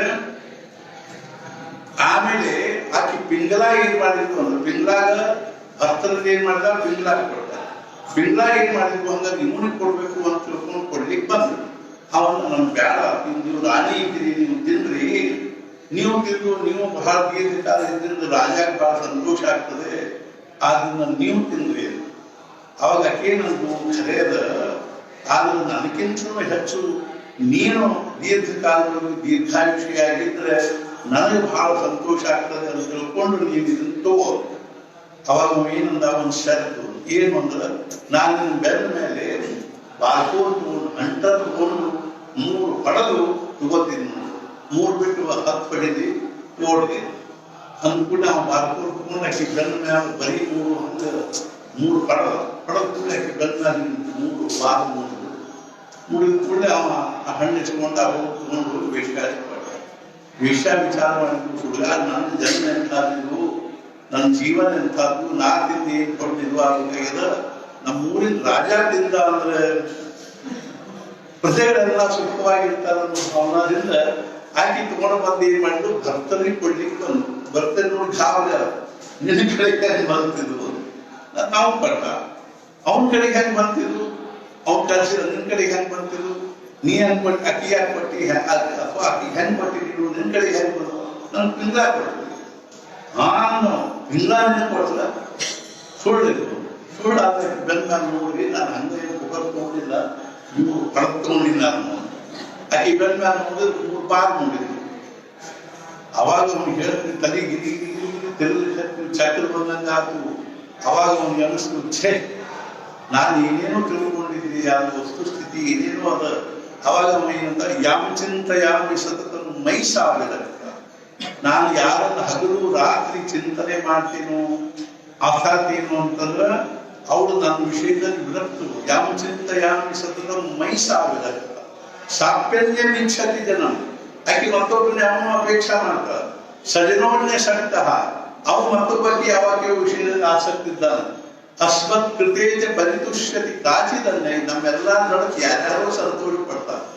ಧಿಕ್ತಾಂಚ ತಂಚ ಮದನಂಚ ಇಮಾಂಚ ಮಾಂಚ, ಇವನಿಗೆ ಧಿಕ್ಕಾರ, ಆಕಿಗೆ ಧಿಕ್ಕಾರ, ಆಕಿಗೆ ಧಿಕ್ಕಾರ, ಅವನಿಗೆ ಧಿಕ್ಕಾರ, ಇಷ್ಟೆಲ್ಲ ಬಂಧಗಳು ಹಾಕಿರ್ತಕ್ಕಂಥ ಮದನಿಗೆ ಧಿಕ್ಕಾರ ಅಂತ ತಿಳ್ಕೊಂಡು ಹೇಳಿ ಅಲಕ್ಷ ನಿರಂಜನ್ ಅಂತ ಹೊರಗೆ ಬಂದ್ಬಿಟ್ಟ. ಅವಾಗ ಗೋರಖನಾಥ್ ಅಂದ ಅವನು ಸಹಿತ ಹೋಗ್ಬೇಕಂತೆಲ್ಲ ವೇಷಭೂಷ ತೆಗೆದು ಅವನು ಅಲಕ್ಷ ನಿರಂಜನ್. ಅವಾಗ ಇಬ್ರು ಒಬ್ರಿಗೊಬ್ರು ಗಟ್ಟಿ ಹತ್ಕೊಂಡ್ರು. ಅವಾಗ ಅವ್ರಿಗೆ ಎಷ್ಟು ಸಂತೋಷ ಆಯ್ತು, ಗೋರಖನಾಥಿಗೆ ಎಷ್ಟು ಸಂತೋಷ ಆಯ್ತು ಅಂದ್ರೆ ಅವ್ರು ಹೇಳಿದ್ರು, ಮಿತ್ರ ಕಳ್ಕೊಂಡ್ಬಿಟ್ಟಿದ್ರು ನೀನು, ನಡಿ ಹೋಗುವ ಅಂತ. ಮತ್ತೆ ಅವ್ನು ಕರ್ಕೊಂಡು ಹೋಗ್ಬಿಟ್ಟ. ಇಂಥದ್ದೇನು ಅಂತಂದ್ರೆ ಗೋರಖನಾಥನ ವಿಲಕ್ಷಣ ಇದು. ಇನ್ನೊಂದು ಹೇಳ್ತೀನಿ ಏನು ಅಂದ್ರೆ, ಗೋರಖನಾಥ ಒಂದು ಊರಿನಲ್ಲಿ ಇದ್ದಾಗ ಅವ್ರು ದಿನ ಏನಂದ್ರು ಭಿಕ್ಷಾಕ್ ಹೋಗ್ತಿದ್ರು. ಮಧ್ಯಾಹ್ನ 12 ಗಂಟೆಗೆ ಹೋಗಿ ಅಲಕ್ಷ ನಿರಂಜನ ಅಂತ ಅನ್ಬೇಕು. ಈಗ ಹೆಂಗಂದ್ರೆ ಒಬ್ಬೊಬ್ರು ಒಂದು ಊರಿಗೆ ಭಿಕ್ಷಾ ಬಿಡುವಾಗ ಅಂತಾರ ನೋಡಿ. ಈ ರಾಮದಾಸಿ ಸಂಪ್ರದಾಯದವರಿದ್ರೆ ಜೈ ಜೈ ರಘುವೀರ ಸಮರ್ಥ ಅಂತ, ಅದೇ ರೀತಿ ದತ್ತ ಸಂಪ್ರದಾಯದವರಿದ್ರೆ ಅವಧೂತದಿಂದ ಶ್ರೀ ಗುರುದೇವ ದತ್ತ ಅಂತ, ಅದೇ ರೀತಿಯಾಗಿ ಇವರು ನಾಥ ಸಂಪ್ರದಾಯದ ಅಲಕ್ಷ ನಿರಂಜನ. ಸನ್ಯಾಸಿಗಳೇನಂತ ಅಂದ್ರೆ ಭವತಿ ಭಿಕ್ಷಾಂದೇಹಿ ಅಂತ. ಹೆಂಗೋ ಹಂಗೇನದ ಇವನು ಅಲಕ್ಷ ನಿರಂಜನ ಅಂತ ಒಂದು ಮನೆ ಮುಂದೆ ಭಿಕ್ಷಾ ಬೇಡ. ಒಬ್ಬ ಜನವರು ಬಂದು ಅವನಿಗೆ ಏನ್ ಮಾಡಿದ್ರು, ಭಿಕ್ಷಾ ಹಾಕ್ತಿದ್ರು. 1 ದಿವಸ 4 ದಿವಸ 2 ದಿವಸ 15 ದಿವಸ ಅಲ್ಲೇ ಇದ್ದವರು. ಅವಾಗ ಆಕಿಗೆ ಅವ್ರ ಕಣ್ಣುಗಳ ಬಗ್ಗೆ ಆಕಿಗೆ ಬಹಳ ಪ್ರೀತಿ ಅನಿಸ್ತು. ಅದರಿಂದ ಆಕೆ ಬಹಳ ಆಕರ್ಷಿತ ಆಗಿತ್ತು. ಅವ್ರ ಕಣ್ಣು ನೋಡಿದ್ರೆ ಆಕರ್ಷಿತ ಆಗಿತ್ತು. ಅವಾಗ ಒಂದು ದಿವಸ ಏನಂದ್ರು, ನನಗೆ ನಿಮ್ಮ ಕಣ್ಣುಗಳು ಬಹಳ ಸೇರ್ತಾವೆ ಅಂದ್ಬಿಟ್ಟು ಹೋದೇನು ಆಯ್ತು ಅಂದ್ರೆ ಮರುದಿವಸ ಅವನು ಏನ್ ಮಾಡಿದ್ರು, ಗೋರಖನಾಥ್ ಏನ್ ಮಾಡಿದ್ರು, ಒಂದು ಚೂರಿ ತಗೊಂಡು 2 ಕಣ್ಣು ತಕ್ಕೊಂಡು ಕಣ್ಣು ತೆಗೆದು ಅವ್ನು ತಟ್ಟೆಯಾಗಿ ಇಟ್ಕೊಂಡು ಕೈಯಾಗ ಒಂದು ಬಡಿ ಇಟ್ಕೊಂಡು ಆಕಿ ಮನೆಗೆ ಹೋಗಿ ಅಲಕ್ಷ ನಿರಂಜನ ಬಂದು ನೋಡ್ತಾಳೆ. 2 ಕಣ್ಣಾಗಿಂದ ರಕ್ತ ಬಳ ಹರಿಲಿಕ್ಕತ್ತಿದ. ಅವ್ರು ಆಕಿ ಗಾವಿದ ಹಿಂಗ್ಯಾಕೆ ಏನಾಗ್ತದೆ ನಿಮ್ಗೆ, ಇಲ್ಲ ಅದನ್ನ ಕಣ್ಣು ಬಹಳ ಸೇರ್ತಿದ್ವಲ್ಲ ಅದಕ್ಕೆ ತಕೊಂಡ್ಬಂದಿದ್ದ. ಆ ತಟ್ಟೆ ಕಣ್ಣು ತೋರಿಸಿದ್ರೆ ಆಕಿ ಪಾಪ ಆಕಿಗೆ ಎಷ್ಟು ದುಃಖ ಆತು. ತಪ್ಪಾಕೊಂಡು ಕ್ಷಮಾ ಮಾಡಿ ಹಂಗ ಹಿಂಗ ಕೂಡಲೇ ನೀನ್ ಚಿಂತೆ ಮಾಡಲ್ಲ, ಕಾಜಿ ಮಾಡೋಣ ಅಂತ ಹೇಳ್ಕೊಂಡು ನಾವೆಲ್ಲರೂ ಕಣ್ಕೊಂಡು ಹೊರಗೆ ಹಚ್ಕೊಂಡು ಕಣ್ಕೊಂಡು ಹೋಗ್ಬಿಟ್ಟು ಇರ್ಬಾರ್ದು. ಅದೇ ರೀತಿ ಇನ್ನೊಂದು ಪ್ರಸಂಗ ಹೇಳ್ಬೇಕು ಗೋರಖನಾಥರು ಅಂತಂದ್ರೆ, ಒಂದ್ಸಲ ಮಚ್ಛೇಂದ್ರನಾಥ ಗೋರಖನಾಥ ಇಬ್ರು ಯಾತ್ರಾ ಮಾಡ್ಕೋತ ಹೊಂಟಾಗ ಒಂದು ಊರಾಗ ಒಬ್ಬ ರಾಜ ಇದ್ದ. ಆ ರಾಜ ಮಚ್ಛೇಂದ್ರನಾಥನ ಮನೆ ಕರೆದ, ಅರಮನೆ ಕರೆದ. ಇಬ್ರು ಶಿಷ್ಯರಿಬ್ರು ಹೋದ್ರು, ಮಚ್ಛೇಂದ್ರನಾಥನ ಪಾದ ಪೂಜೆ ಮಾಡಿದ್ರು. ಅವಾಗ ಗೋರಖನಾಥನ ಮನೆಯಾಗ ಇದ್ದಿದ್ದಿಲ್ಲ. ಅವಾಗ ರಾಜ ಏನ್ ಮಾಡಿದ, ಪಾದ ಪೂಜೆ ಮಾಡಿ ಇಂಥದ್ದು ಬಂಗಾರ ಚಿನ್ನದ ಗಟ್ಟಿ ಅವ್ರಿಗೆ ಕೊಟ್ಟ, ಇಟ್ಟಂಗಿ ಅಂತ ಪಟ್ ಕೂಡಲೇ ಗೋರಖನಾಥ ಮಚ್ಛೇಂದ್ರನಾಥ ನೋಡಿದ್ರು, ಒಳ್ಳೆ ಚಲೋದರ ಮಠ ಕಟ್ಟಿ ಬರ್ತಾರೆ. ಆಮೇಲೆ ಅದನ್ನ ಮತ್ತೆ ಇವನ್ನ ಗೋರಖನಾಥ ನೋಡಿದ ಅಂತ ತೆಗೆದು ಹೋಗೋದಿಲ್ಲ, ಹೊರಗೆ ಇದ್ದಾರೆ ಅಂತ ತಿಳ್ಕೊಂಡು ಒಂದು ಅರ್ಬಿಯಾಗ ಸುತ್ತಿ ತಮ್ಮ ಜೋಳಿಗಾಗಿ ಇಟ್ಕೊಂಡು ಮತ್ತೆ ಭಿಕ್ಷಾ ಎಲ್ಲ ಹಾಕಿ ಮತ್ತೆ ಮುಂದಿನ ಮಾಡ್ರು. रात्रि मलकोड़ मुंद गोरखनाथन के बेटा इस गांव में कोई डर है क्या? गोरखनाथ क्या डर घुस गए इनमें? नहीं महाराज, इस गांव में कोई डर नहीं. अच्छा ठीक है.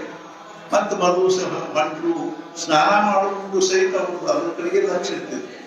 ಹೆಣ್ಮಕ್ಳು ವೆಂಟಿಲೇಟರ್ ಕಡೆಗೆ ಇರ್ತದೆ. ಬಾತ್ರೂಮ್ ಹೋದಾಗ ಬಿಟ್ಟಿದಂಗೆ ಇಲ್ಲಿ ಗೋವಿಂದರಾಜ ಮಾಡ್ತಿರ್ತಾರೆ, ನೋಡ್ತಿದ್ವಿ ನಾವು. ಆ ಗಂಟಿ ಬ್ಯಾಗೆ ಹೆಗಲಿ ಹಾಕೊಂಡು ಗೋವಿಂದರ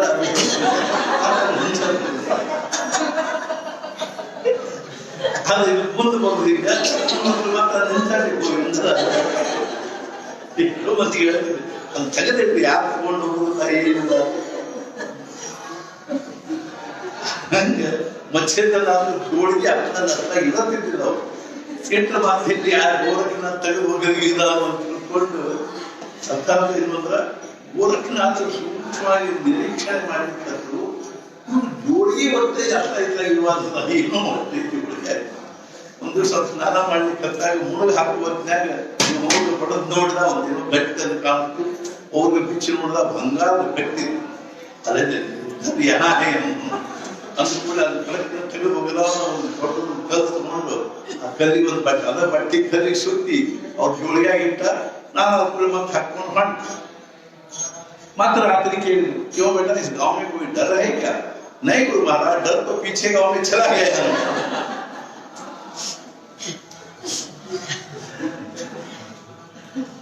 ಅವಾಗ ಅವ್ರು ನೋಡಿದ್ರು ಹಣೆ ಹಣೆ ಕೊಡ್ಕೊಂಡು ಅದಕ್ಕೆ ಕಲ್ತ್ಕೊಂಡು ಹಣೆ ಹಣೆ ಕೊಡ್ಕೊಂಡು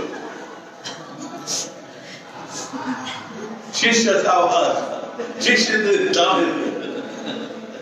ಗುರುವಿಗೆ ವೈರಾಗ್ಯ ತರಲಿಕ್ಕೆ, ಗುರುವಿನ ಮೋಹ ಬಿಡಿಸುವಂತ ಅದನ್ನ ಯಾಕೆ ಹೇಳ್ತೀನಿ ಅಂದ್ರೆ ಲಕ್ಷಣ ಅವಸ್ಥಾ. ಒಂದ್ಸಲ ಗೋರಖನಾಥನಿಗೆ ಏನ್ ಅನಿಸ್ತು ಅಂದ್ರೆ ಕಬೀರ್ ದಾಸರ ಜೊತೆಗೆ ವಾದ ಹಾಕಬೇಕು, ಅವ್ರ ಜೊತೆಗೆ ನಾವು ನೋಡ್ಬೇಕು, ಅವ್ರ ಪರೀಕ್ಷೆ ಮಾಡ್ಬೇಕು ಅಂತ. ಹಿಂಗಾಗಿ ಗೋರಖನಾಥನ ಏನ್ ಮಾಡಿ ಕಾಶಿಗೆ ಅದು ಮಚ್ಛೇಂದ್ರನಾಥರು ಇಲ್ಲ ಗೋರಖನಾಥರು ಕಾಶಿಗೆ ಬಂದ ಕೂಡಲೇ ಅಲ್ಲಿ ಕಬೀರ್ ದಾಸನ ಭೇಟಿಯಾಗಿ ನಾನು ನಿಮ್ ಜೊತೆಗೆ ವಾದ ಮಾಡ್ಬೇಕಂತ ಬಂದೀನಿ. ವಾದ ನನಗೇನು ವಾದ ಪಾದ ಬರುವುದಿಲ್ಲ ಅಂತ ಹೇಳಿ ನಾನು ರಾಮನಾಮಸ್ಮರಣೆ ಮಾಡ್ಕೊಂಡು ಸ್ವಸ್ತಿರವ, ನನ್ನ ವಾದ ಪಾದ ಇರ್ಬೇಕಿಲ್ಲ, ಆದ್ರೂ ನಾನು ನಿಮ್ ಜೊತೆಗೆ ಮಾತಾಡ್ಬೇಕಂತ ಮಾಡಿದ್ದೀನಿ. ಆಯ್ತು ಮಾತಾಡಿದ್ರೆ ಗೋರಖನಾಥರ ಪಟ್ನ ಏನ್ ಮಾಡಿದ್ರು ಅಂದ್ರೆ ಅರ್ಥಾತ್ ನೀರ್ ಮ್ಯಾಲ ಕೂತ್ಕೊಂಡು ಬರ್ರಿ ಅಂದ್ಕೊಳ್ಳಿ. ಆ ಕಬೀರ್ ದಾಸರಿಗೆ ಒಂದ್ ಸೆಕೆಂಡ್ ವಿಚಾರ ಮಾಡಿ ಅವರು ಸರಳ ಹೋಗಿ ನೀರ್ ಮ್ಯಾಲ ಕೂತು ಆಮೇಲೆ ಅಲ್ಲಿ ಕೂತು ಮಾತಾಡ್ಲಿಕ್ಕೆ. ಆಮೇಲೆ ಗೋರಖನಾಥಿಗೆ ಏನು ಅನಿಸ್ತು, ನೋಡ್ತಾನೆ ಹೆಂಗೆ ಏನ್ ಮಾಡ್ತಾರಂತ ಆಕಾಶದಾಗ ಹೋಗ್ತು. ಇಲ್ಲಿ ಬಂದಿದೆ, ಇಲ್ಲ ಬಂದ್ಕೊಳ್ಳೋ ಕಬೀರ್ ದಾಸರ ಅಲ್ಲಿ ಹೋಗ್ತು. ಅವಾಗ ಕಬೀರ್ ದಾಸರು ಹೇಳಿದ್ರು, ನೀರಂದ್ರಿ ನೀರ್ ಮ್ಯಾಲ ಬಂದೆ, ಆಕಾಶ ಅಂದ್ರೆ ಆಕಾಶ ಮ್ಯಾಲ ಬಂದೆ, ಇನ್ ನಾನ್ ಹೋಗಲಿ ಬರ್ಲಿ. ಆಯ್ತು, ಅವ್ರು ನೀರಾಗಿ ಬರಲಿದೆ. ಅರ್ಥಾತ್ ಅವ್ರ ಗೋರಖನಾಥರು ತಂದಿದ್ದೀವಿ ಅಂತ ತಿಳ್ಕೊಂಡು ಹೇಳಿ ಬಂದ್ರು. ಇಂಥ ಗೋರಖನಾಥರು ಸಂಚಾರ ಮಾಡುತ್ತಾ ಪಂಢರಪುರಕ್ಕೆ ಬಂದರು. ಆಗ ಪಂಢರಪುರದಲ್ಲಿ ಪಾಂಡುರಂಗನ ಮಂದಿರವು ಅತ್ಯಂತ ಸಾಧಾರಣವಾಗಿತ್ತು ಮತ್ತು ಉಪಾಸನೂ ಬಹಳ ಕಡಿಮೆ ಇದ್ದಿತ್ತು. ಅಲ್ಲಿ ಗಹನೀರಾಯ ಎಂಬ ಒಬ್ಬ ತರುಣ ಹುಡುಗನಿದ್ದನು. ಗಹನೀರಾಯ ನಿವೃತ್ತಿನಾಥರ ಗುರುಗಳಿಗೆ ಕೃಷ್ಣನ ಬಗ್ಗೆ ಪ್ರೇಮವಿದ್ದಿತ್ತು. ಪಾಂಡುರಂಗನು ಕೃಷ್ಣನೇ ಆಗಿರುತ್ತಾನೆ.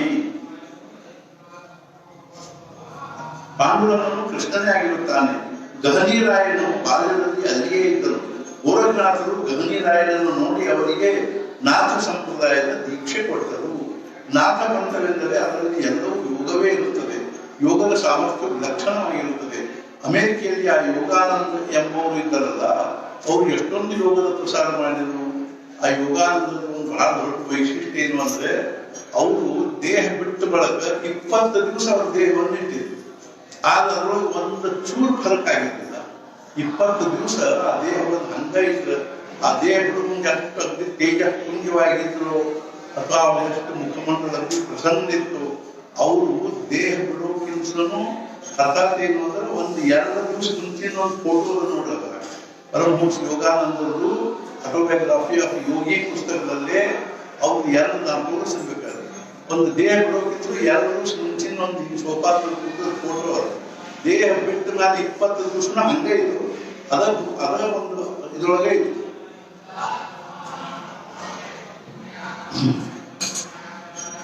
ವಿವೇಕಾನಂದರು ಯೋಗಿಗಳಾಗಿದ್ದರು. ಮಹೇಶ್ ಯೋಗಿಗಳು ಎಷ್ಟೊಂದು ಯೋಗದ ಪ್ರಸಾರ ಮಾಡಿದರು.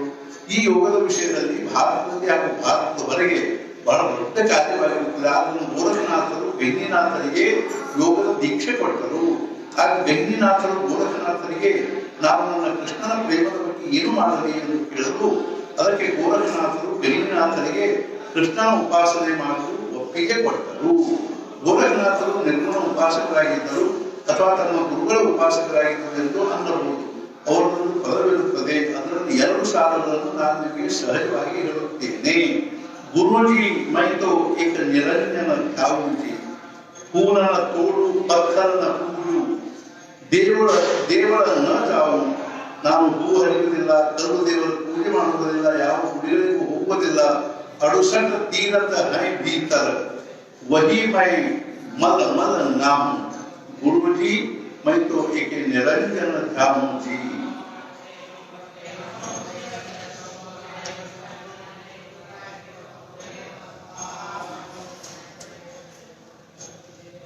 ಗುರುಜಿ ಮೈತೋ ಏಕ ನಿರಂಜನ ಧ್ಯಾವುಜಿ, ಪೂರ್ಣನ ತೋಳು ಪತ್ಥರನ ಪೂಜು, ದೇವರನ ತಾವು.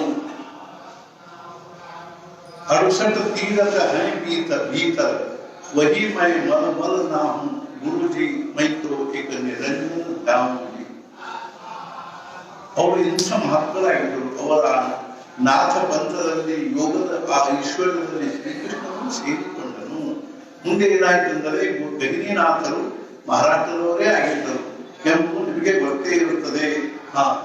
कायमणाले हे नरसोपंत हे बोलता बोलता काय म्हणाले, या ज्ञानेश्वर महाराजांच्या ज्ञानेश्वरीच्या एक एक ओवीला साहित्य सम्राट पद द्यायला पाहिजे. ಒಂದೊಂದು ಓವಿಗೂ ಸಾಹಿತ್ಯ ಸಮ್ರಾಟ್ ಪದವಿ ಕೊಡುವಂಥವರು ನನಗೇ ಸಾಹಿತ್ಯ ಸಮ್ರಾಟ್ ಪದವಿ ಕೊಡ್ತಿದ್ದೆ. ಆ ಈಶ್ವರದಲ್ಲಿ ಶ್ರೀಕೃಷ್ಣನು ಸೇರಿಕೊಂಡನು. ಮುಂದೆ ಏನಾಯ್ತೆಂದರೆ ಗಹಿನಿನಾಥರು ಮಹಾರಾಷ್ಟ್ರದವರೇ ಆಗಿದ್ದರು ಎಂಬುದು ನಿಮಗೆ ಗೊತ್ತೇ ಇರುತ್ತದೆ. ಅವರು ಅತ್ಯಂತ ವಿದ್ವಾನಾಗಿದ್ದರು. ಅವರು ಅದರೊಂದಿಗೆ ಅವರ ಲೋಕಸಂಗ್ರಹ ಅಪಾರವಾಗಿತ್ತು. ಗೋರಖನಾಥ್ ಹಾಗೂ ಗಹಿನಿನಾಥ್ ಇವರಲ್ಲಿ ಇದೇ ಬಹಳ ದೊಡ್ಡ ವ್ಯತ್ಯಾಸ. ಗೋರಖನಾಥರು ಬಹಳ ದೊಡ್ಡ ಸಂಘಟಿಕರಾಗಿದ್ದರು.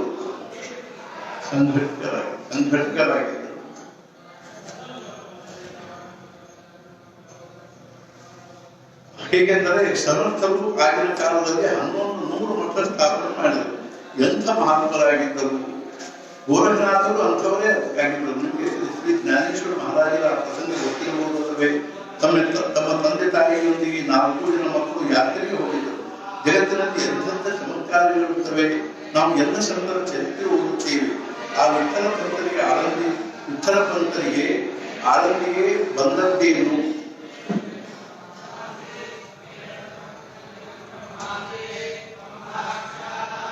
ಆ ವಿಠಲ ಪಂತರು ಆಳಂದಿಗೆ ಬಂದದ್ದೇನು? ಅವರಿಗೆ ಸ್ವಪ್ನ ಬಿದ್ದದ್ದೇನು?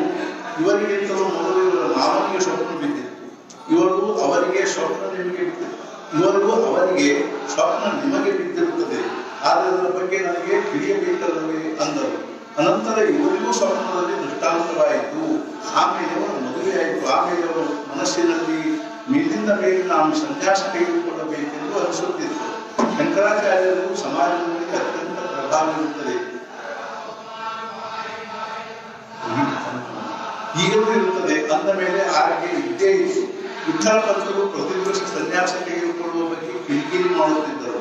ಆಗ ಹೆಂಡತಿ ರುಕ್ಮಿಣಿಬಾಯಿ ಒಂದು ದಿವಸ ಎದ್ದು, ನಿಮಗೆ ಸನ್ಯಾಸ ತೆಗೆದುಕೊಳ್ಳಬೇಕಿದ್ರೆ ಹೋಗಿ ತೆಗೆದುಕೊಳ್ಳಿದೆ ಅಂದರು. ಆಗ ಅವರು ಕೆಳಗೆ ಬಿಟ್ಟು ಹಣ್ಣನ್ನು ಹಿಡಿದಂತೆ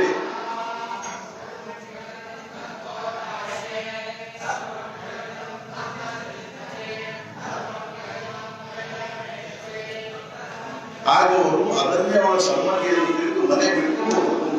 ಇದು ನಮ್ಮಂಥವರ ಕೆಲಸವಲ್ಲ ಎಂಬುದು ನಿಮ್ಮ ಗಮನಕ್ಕೆ ಬಂದಿರಬಹುದು. ನಾನು ಯಾವಾಗಲೂ ಮುಂದಿನ ಸಂಗತಿ ಹೇಳುತ್ತಿರುತ್ತೇನೆ.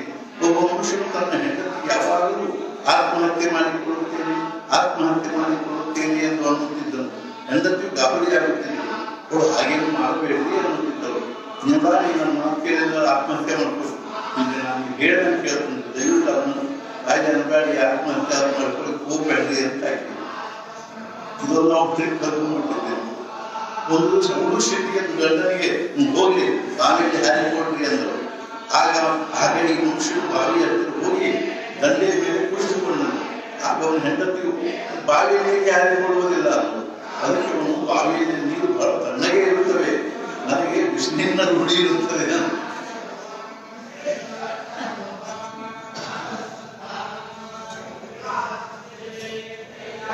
ಅಂದು ತಾತ್ಪರ್ಯವೆಂದರೆ ವಿಠ್ಠಲ ಪಂತರು ಮನೆ ಬಿಟ್ಟು ಹೋದರು. ನೀವೇ ಕಲ್ಪನೆ ಮಾಡಿ, ಆಗಿನ ಕಾಲದಲ್ಲಿ ಜಗತ್ತಿನಲ್ಲಿ ಎಲ್ಲ ಕಡೆಗೆ ಧರ್ಮದ ಸಾಮ್ರಾಜ್ಯವಿತ್ತು. Religion was supreme. ಯುರೋಪದಲ್ಲಿ ಧರ್ಮಸಭೆ ಇದ್ದೇ ಇತ್ತು. ಯಾವ ಶಿಕ್ಷೆ ಕೊಡಬೇಕೆಂದು ಧರ್ಮಸಭೆಯ ನಿರ್ಣಯವಾಗಿತ್ತು. ಗೆಲಿಲಿಯೋನಂತ ವಿಜ್ಞಾನ ಪಂಡಿತನು, ಅವನಿಗೆ 72 ವರ್ಷ ವಯಸ್ಸಾಗಿತ್ತು. ಅವನು ದುರ್ಬಿನ್ ಶೋಧಿಸಿದನು. ಹಾಗೂ ದುರ್ಬಿನ್ನಿನ ಸಹಾಯದಿಂದ ಗುರುಗ್ರಹದ ಮೇಲಿರುವ ಚಂದ್ರನನ್ನು ತೋರಿಸಿದನು, ನಕ್ಷತ್ರಗಳನ್ನು ಶೋಧಿಸಿದನು. ಇದೆಲ್ಲೂ ಬೈಬಲ್ನ ವಿರುದ್ಧವಾಗಿತ್ತು. ಇಟಲಿಯಲ್ಲಿ ಒಂದು ಯೂನಿವರ್ಸಿಟಿ ಒಬ್ಬ ಪ್ರೊಫೆಸರ್ ಅನ್ನದೇನೆಂದರೆ,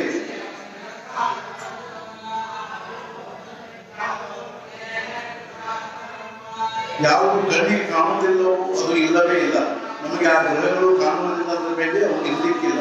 ನೀವು ಧರ್ಮದ ವಿರುದ್ಧ ಮಾತನಾಡುತ್ತೀರಿ ಅಂದನು. ಆಗ ಗೆಲಿಲಿಯೋನನ್ನು ಧರ್ಮಸಭೆಯ ಮುಂದೆ ಕರೆದುಕೊಂಡು ಬಂದರು. ಅಲ್ಲಿ ಅವನಿಗೆ ನಿನ್ನ ಅಭಿಪ್ರಾಯ ಏನಿರುತ್ತದೆ ಎಂದು ಕೇಳಿದರು. ಆಗ ಅವನು ಸುಮ್ಮನೆ ಇದ್ದನು. ಅವನ ಜೊತೆಗೆ ಅವನ ಮಿತ್ರನಿದ್ದನು. ಸಭೆಯು ಅವನಿಗೆ ಸೂರ್ಯನು ಪೃಥ್ವಿಯ ಸುತ್ತಲೂ ತಿರುಗುತ್ತಾನೆ, ಪೃಥ್ವಿಯು ಸೂರ್ಯನ ಸುತ್ತಲೂ ತಿರುಗುವುದಿಲ್ಲ ಎಂದು ಅವನಿಗೆ 3 ಬಾರಿ ಅಲ್ಲನ್ನು ಹೆಚ್ಚಿದರು. 72 ವರ್ಷದ ಆ ಮನುಷ್ಯನು ಜ್ಞಾನವು ಎಷ್ಟು ಲಕ್ಷಣವಾಗಿರುತ್ತದೆಂದರೆ ಅದು ಸುಮ್ಮನೆ ಕೂಡುವುದಿಲ್ಲ. ಗೆಲಿಲಿಯೋ ಸಭೆಯಲ್ಲಿ ಹಾಗೆ ಅಂದನು. ಆದರೆ ಅವನ ಮಿತ್ರನ ಕಡೆಗೆ ಹೊರಗೆ ಅವನಿಗೆ, ಮಿತ್ರ, ನಿಜವಾಗಿ ಪೃಥ್ವಿ ಸೂರ್ಯನ ಸುತ್ತಲೂ ತಿರುಗುತ್ತಿದೆ ಎಂದು ಹೇಳಿ ಅವನು ಅವರ ಪೂರ್ವ ಶಿಕ್ಷೆಯಿಂದ ಉಳಿದುಕೊಂಡನು. ಅವನಿಗಿಂತಲೂ ಮೊದಲು ಗಾಲಿಯನ್ನ ಬ್ರೂನೋ ಇದ್ದನು. ಅವರು ಅವನನ್ನು ಕ್ರಿಶ್ಚಿಯನ್ ಧರ್ಮದ ವಿರುದ್ಧ ಮಾತನಾಡಿದ್ದಕ್ಕಾಗಿ ಜೀವಂತ ಸುಟ್ಟಿದ್ದರು. ಆಗಿನ ಪರಿಸ್ಥಿತಿ ಹಾಗೆ ಇತ್ತು.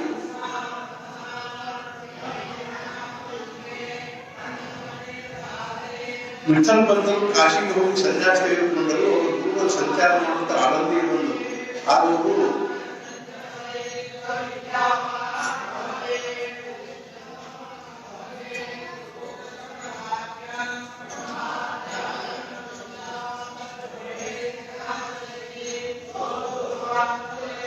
ಅವರು ರುಕ್ಮಿಣಿ ಬಾಯಿಗೆ ಸೌಭಾಗ್ಯವತಿ ಭವ, ಪುತ್ರವತಿ ಭವ ಎಂದು ಆಶೀರ್ವಾದ ಮಾಡಿದರು. ಆಗ ಅವರು ಕಣ್ಣೀರು ಹಾಕುತ್ತಾ, ನಿಮ್ಮ ಈ ಆಶೀರ್ವಾದವು ಈ ಜನ್ಮಕ್ಕೂ ಅಥವಾ ಮುಂದಿನ ಜನ್ಮಕ್ಕೂ ಎಂದು ಕೇಳಲು, ಅದಕ್ಕೆ ಅವರು ಹಾಗೆ ಕೇಳುತ್ತೀರಿ ಅಂದರು. ಆಗ ಅವಳು, ನನ್ನ ಗಂಡನು ಸನ್ಯಾಸ ತೆಗೆದುಕೊಂಡು ಮನೆ ಬಿಟ್ಟು ಹೋಗಿರುವುದು ಅಂದಳು. ಆಗ ಅವರು, ನಿನ್ನ ಪತಿ ಹೀಗಿರುತ್ತಾನೆ ಎಂದು ಕೇಳಿದರು. ಅದಕ್ಕೆ ಅವರು ತನ್ನ ಪತಿಯ ವರ್ಣನೆ ಮಾಡಿದರು. ಅದನ್ನು ಕೇಳಿ ಆ ಸ್ವಾಮಿಗಳು ರಾಮೇಶ್ವರಕ್ಕೆ ಹೊರಟು ಕಾಶಿಗೆ ಹೋದರು. ಅವರು ತಮ್ಮ ಮಠಕ್ಕೆ ಹೋಗಲು ವಿಠ್ಠಲ ಪಂತರನ್ನು ಕರೆಯಿಸಿ, ನೀನು ಈಗಲೇ ನನ್ನ ಮನೆಗೆ ಹೋಗಿ ನಿನ್ನ ಪತ್ನಿಯೊಂದಿಗೆ ಪ್ರಪಂಚ ಮಾಡಬೇಕು, ಇದು ನನ್ನ ಆಜ್ಞೆಯಾಗಿರುತ್ತದೆ ಅಂದರು. ವಿಠ್ಠಲ ಪಂತರು ಸ್ವಲ್ಪ ವಿಚಾರ ಮಾಡದೆ, ವಿಕಲ್ಪ ಹೊಂದದೆ ತಮ್ಮ ಗುರುಗಳಿಗೆ ನಮಸ್ಕಾರ ಮಾಡಿ ತಮ್ಮ ಮನೆಗೆ ಬಂದರು. ಆ ಕಾಲದಲ್ಲಿ ಅವರು ಎಷ್ಟೊಂದು ಅಧರ್ಮವಾಗಿತ್ತು. ಆಗ ಅವರ ಪರಿಸ್ಥಿತಿ ಹೇಗೆ ಇತ್ತೆಂದರೆ, ಅವರಿಗೆ 2 ಮನೆ ಇರಲಿಲ್ಲ.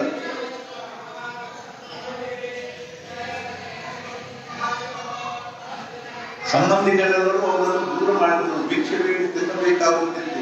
ಅವರು ಅತ್ಯಂತ ವಿದ್ವಾಂಸರಾಗಿದ್ದರು. ಅವರು ತಮ್ಮ ಮಕ್ಕಳಿಗೆ ಸಂಪೂರ್ಣ ವೇದಾಂತದ ಸಂಸ್ಕೃತಿ ಕೊಟ್ಟಿದ್ದರು. ಅದರಲ್ಲಿಯೂ ನಿವೃತ್ತಿನಾಥರು ಅತ್ಯಂತ ಶಾಂತವಾಗಿದ್ದರು. ಶಾಂತಿ ಚೀಪೈ ಶಾಂತಿ ಎಂದು ಶ್ರೀ ಜ್ಞಾನೇಶ್ವರ ಮಹಾರಾಜರು ನಿವೃತ್ತಿನಾಥರ ವರ್ಣನೆ ಮಾಡಿರುತ್ತಾರೆ. ಹಾಗೂ ನಾಮದೇವರು ಇವರಂಥ ಶಾಂತ ಮನುಷ್ಯನನ್ನು ನಾನು ನೋಡಿರುವುದೇ ಇಲ್ಲ ಎಂದು ವರ್ಣನೆ ಮಾಡಿರುತ್ತಾರೆ. ಆದರೆ ಶ್ರೀ ಜ್ಞಾನೇಶ್ವರ ಮಹಾರಾಜ ನಿಜವಾಗಿಯೂ ಜ್ಞಾನೇಶ್ವರಿಗಾಗಿಯೇ ಬಂದಿದ್ದರೆನ್ನುವಂತೆ ಇದ್ದರು. ಅವರು ವಿಠಲತಂತ್ರ ಸಂಪೂರ್ಣ ಜ್ಞಾನವನ್ನು ತೆಗೆದುಕೊಂಡಿದ್ದರು. ಅದರಲ್ಲೂ ಲಕ್ಷಣ ಕಾರ್ಯವಾಗಿತ್ತು. ಅವರು ಒಮ್ಮೆ ಯಾತ್ರೆ ಮಾಡುತ್ತಿರುವಾಗ ತ್ರಂಬಕೇಶ್ವರದ ಯಾತ್ರೆಗೆ ಹೋಗಿದ್ದರು. ಪಂಢರಪುರಕ್ಕೆ ಆಷಾಢ ಕಾರ್ತಿಕದಲ್ಲಿ ಹೋಗುತ್ತಲೇ ಇದ್ದರು. ಆ ಕಾಲದಲ್ಲಿ ತ್ರಂಬಕೇಶ್ವರದಲ್ಲಿ ಹುಲಿ ಚರ್ಚೆಗಳಿದ್ದವು. ತ್ರಂಬಕೇಶ್ವರವು ಅರಣ್ಯ ಪ್ರಾಂತವಾಗಿತ್ತು. ಇವರು ಹೋಗುವಾಗ ದಾರಿಯಲ್ಲಿ ಒಂದು ಹುಲಿ ಬಂದಿತ್ತು. ಆಗ ಇವರೆಲ್ಲರೂ ಅತ್ತ ಇತ್ತ ಓಡಿ ಹೋದರು. ಆಗ ನಿವೃತ್ತಿನಾಥರಿಗೆ 11 ವರ್ಷಗಳಾಗಿದ್ದವು. ಅವರು ಓಡುತ್ತಾ ಒಂದು ಗುಹೆಯೊಳಗೆ ಹೋದರು. ಅಲ್ಲಿ ಗಹಿನಿನಾಥರು ಕುಳಿತಿದ್ದರು. ಇದೆಲ್ಲವೂ ಈಶ್ವರಿ ಯೋಜನೆಯಾಗಿರುತ್ತದೆ. ಆಗ ಇವರವರಿಗೆ ನಾನು ಹುಲಿಯನ್ನು ನೋಡಿ ಗಾಬರಿಯಾಗಿ ಒಳಗೆ ಬಂದಿರುವನು ಅಂದರು. ಆ ಗಹಿನಿನಾಥರು ನಾನು ನನಗೆ ಅನುಗ್ರಹ ಕೊಡುತ್ತೇನೆ ಎಂದು ಹೇಳಿ ಅವರಿಗೆ ಅನುಗ್ರಹ ಕೊಟ್ಟರು. ಹಾಗೂ ಈಗ ನಿನ್ನ ಕಾರ್ಯ ಪೂರ್ಣವಾಯಿತು, ನೀನು ಹೋಗಿ ಬರಲು ಅಡ್ಡಿ ಇಲ್ಲ. ನಾನು ನಿನಗೆ ನಾಗಪಂಥದ ದೀಕ್ಷೆ ಪಟ್ಟಿರುತ್ತೇನೇನೋ ನಿಜ, ಆದರೆ ನೀನು ಶ್ರೀಕೃಷ್ಣನ ನಾಮದ ಪ್ರಚಾರ ಮಾಡು, ಇದು ನನ್ನ ಆಜ್ಞೆಯಾಗಿರುತ್ತದೆ ಅಂದರು. ಈಗ ನೀವು ಯಾವ ಭಗವಂತನ ನಾಮಸ್ಮರಣೆ ಮಾಡುತ್ತೀರಿ ಅದೆಲ್ಲವೂ ಅಲ್ಲಿಂದಲೇ ಬಂದಿರುತ್ತದೆ. ಈಗ ನಾವು ಯಾವ ಭಜನೆ ಮಾಡುತ್ತೇವೆ ಹಾಗೂ ಭಜನೆ ಮಾಡುತ್ತಾ ಕುಣಿಯುತ್ತೇವೆ, ಇದೆಲ್ಲದರ ಕಾರಣ ಇದೇ ಆಗಿರುತ್ತದೆ.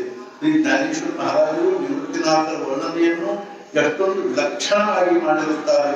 ನಾನು ನಿಜವಾಗಿ ಹೇಳುತ್ತೇನೆ, ನಮ್ಮಂಥ ಶಿಷ್ಯರು ಶ್ರೀ ಮಹಾರಾಜರಿಗೆ ಪ್ರಾಪ್ತವಾದದ್ದು ಪಾಪ ಅವರ ಪ್ರಾರಬ್ಧವೇ ಆಗಿರುತ್ತದೆ. ಏನ್ ಮಾಡುವುದು, ನಾವೇ ಏನ್ ಮಾಡುತ್ತೇವೆ? ಬ್ರಹ್ಮಾನಂದರಂಥವರು ಪ್ರಾಪ್ತವಾಗುವುದರಲ್ಲಿಯೇ ಗುರುಗಳ ಮಹಾನತೆ ಇರುತ್ತದೆ. ಆ ಶಿಷ್ಯರಿಂದಲೇ ಗುರುಗಳಿಗೆ ಮಹಾನತೆಯನ್ನು ತಿಳಿದುಕೊಳ್ಳಬೇಕು. ಬೆಳಸರವರು ಕೋಲೆ ಹಾಕುತ್ತಿದ್ದು ಚರ್ಚೆ ನಡೆದಿತ್ತು. सहजವಾಗಿ ಬೆಳಸರೆ ಅವರು ಏನಂದ್ರು, महाराजांना शोभेल असे एकच शिष्य होऊन गेले, ते म्हणजे ब्रह्मानंद. ಅವಾಗ ನಾನೇನ್ ಕೇಳಿದೆ, ಮತ್ ನಮ್ಮದೇ ಪರಿಸ್ಥಿತಿ ಹಂಗದ.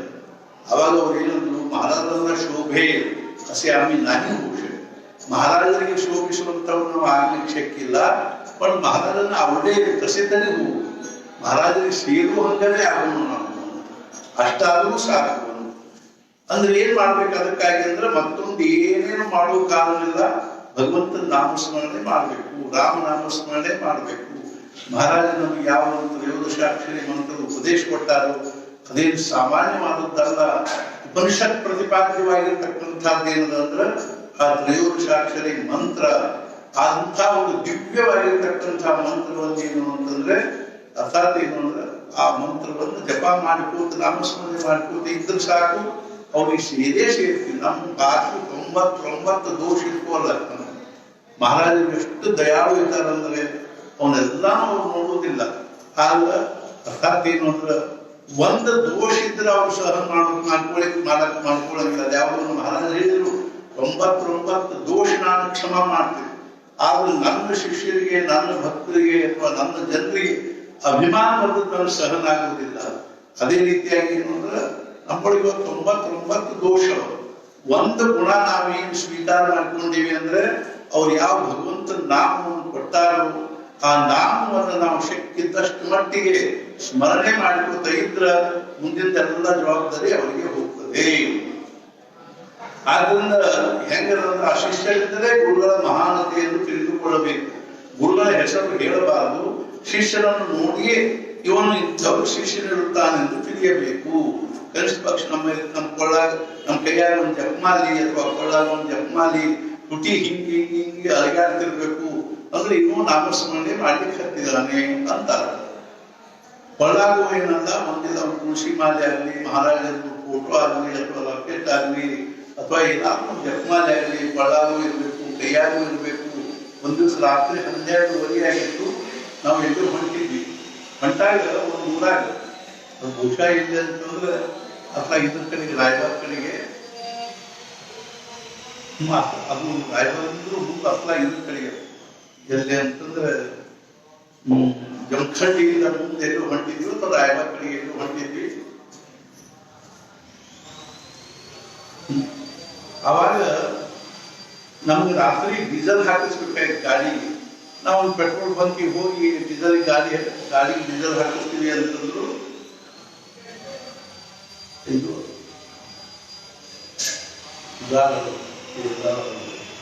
ಅಲ್ಲೇ ಪುಗಾರ ತೀರ್ದಾಳ ಅಂತವಲ್ಲ ಅಲ್ಲಿ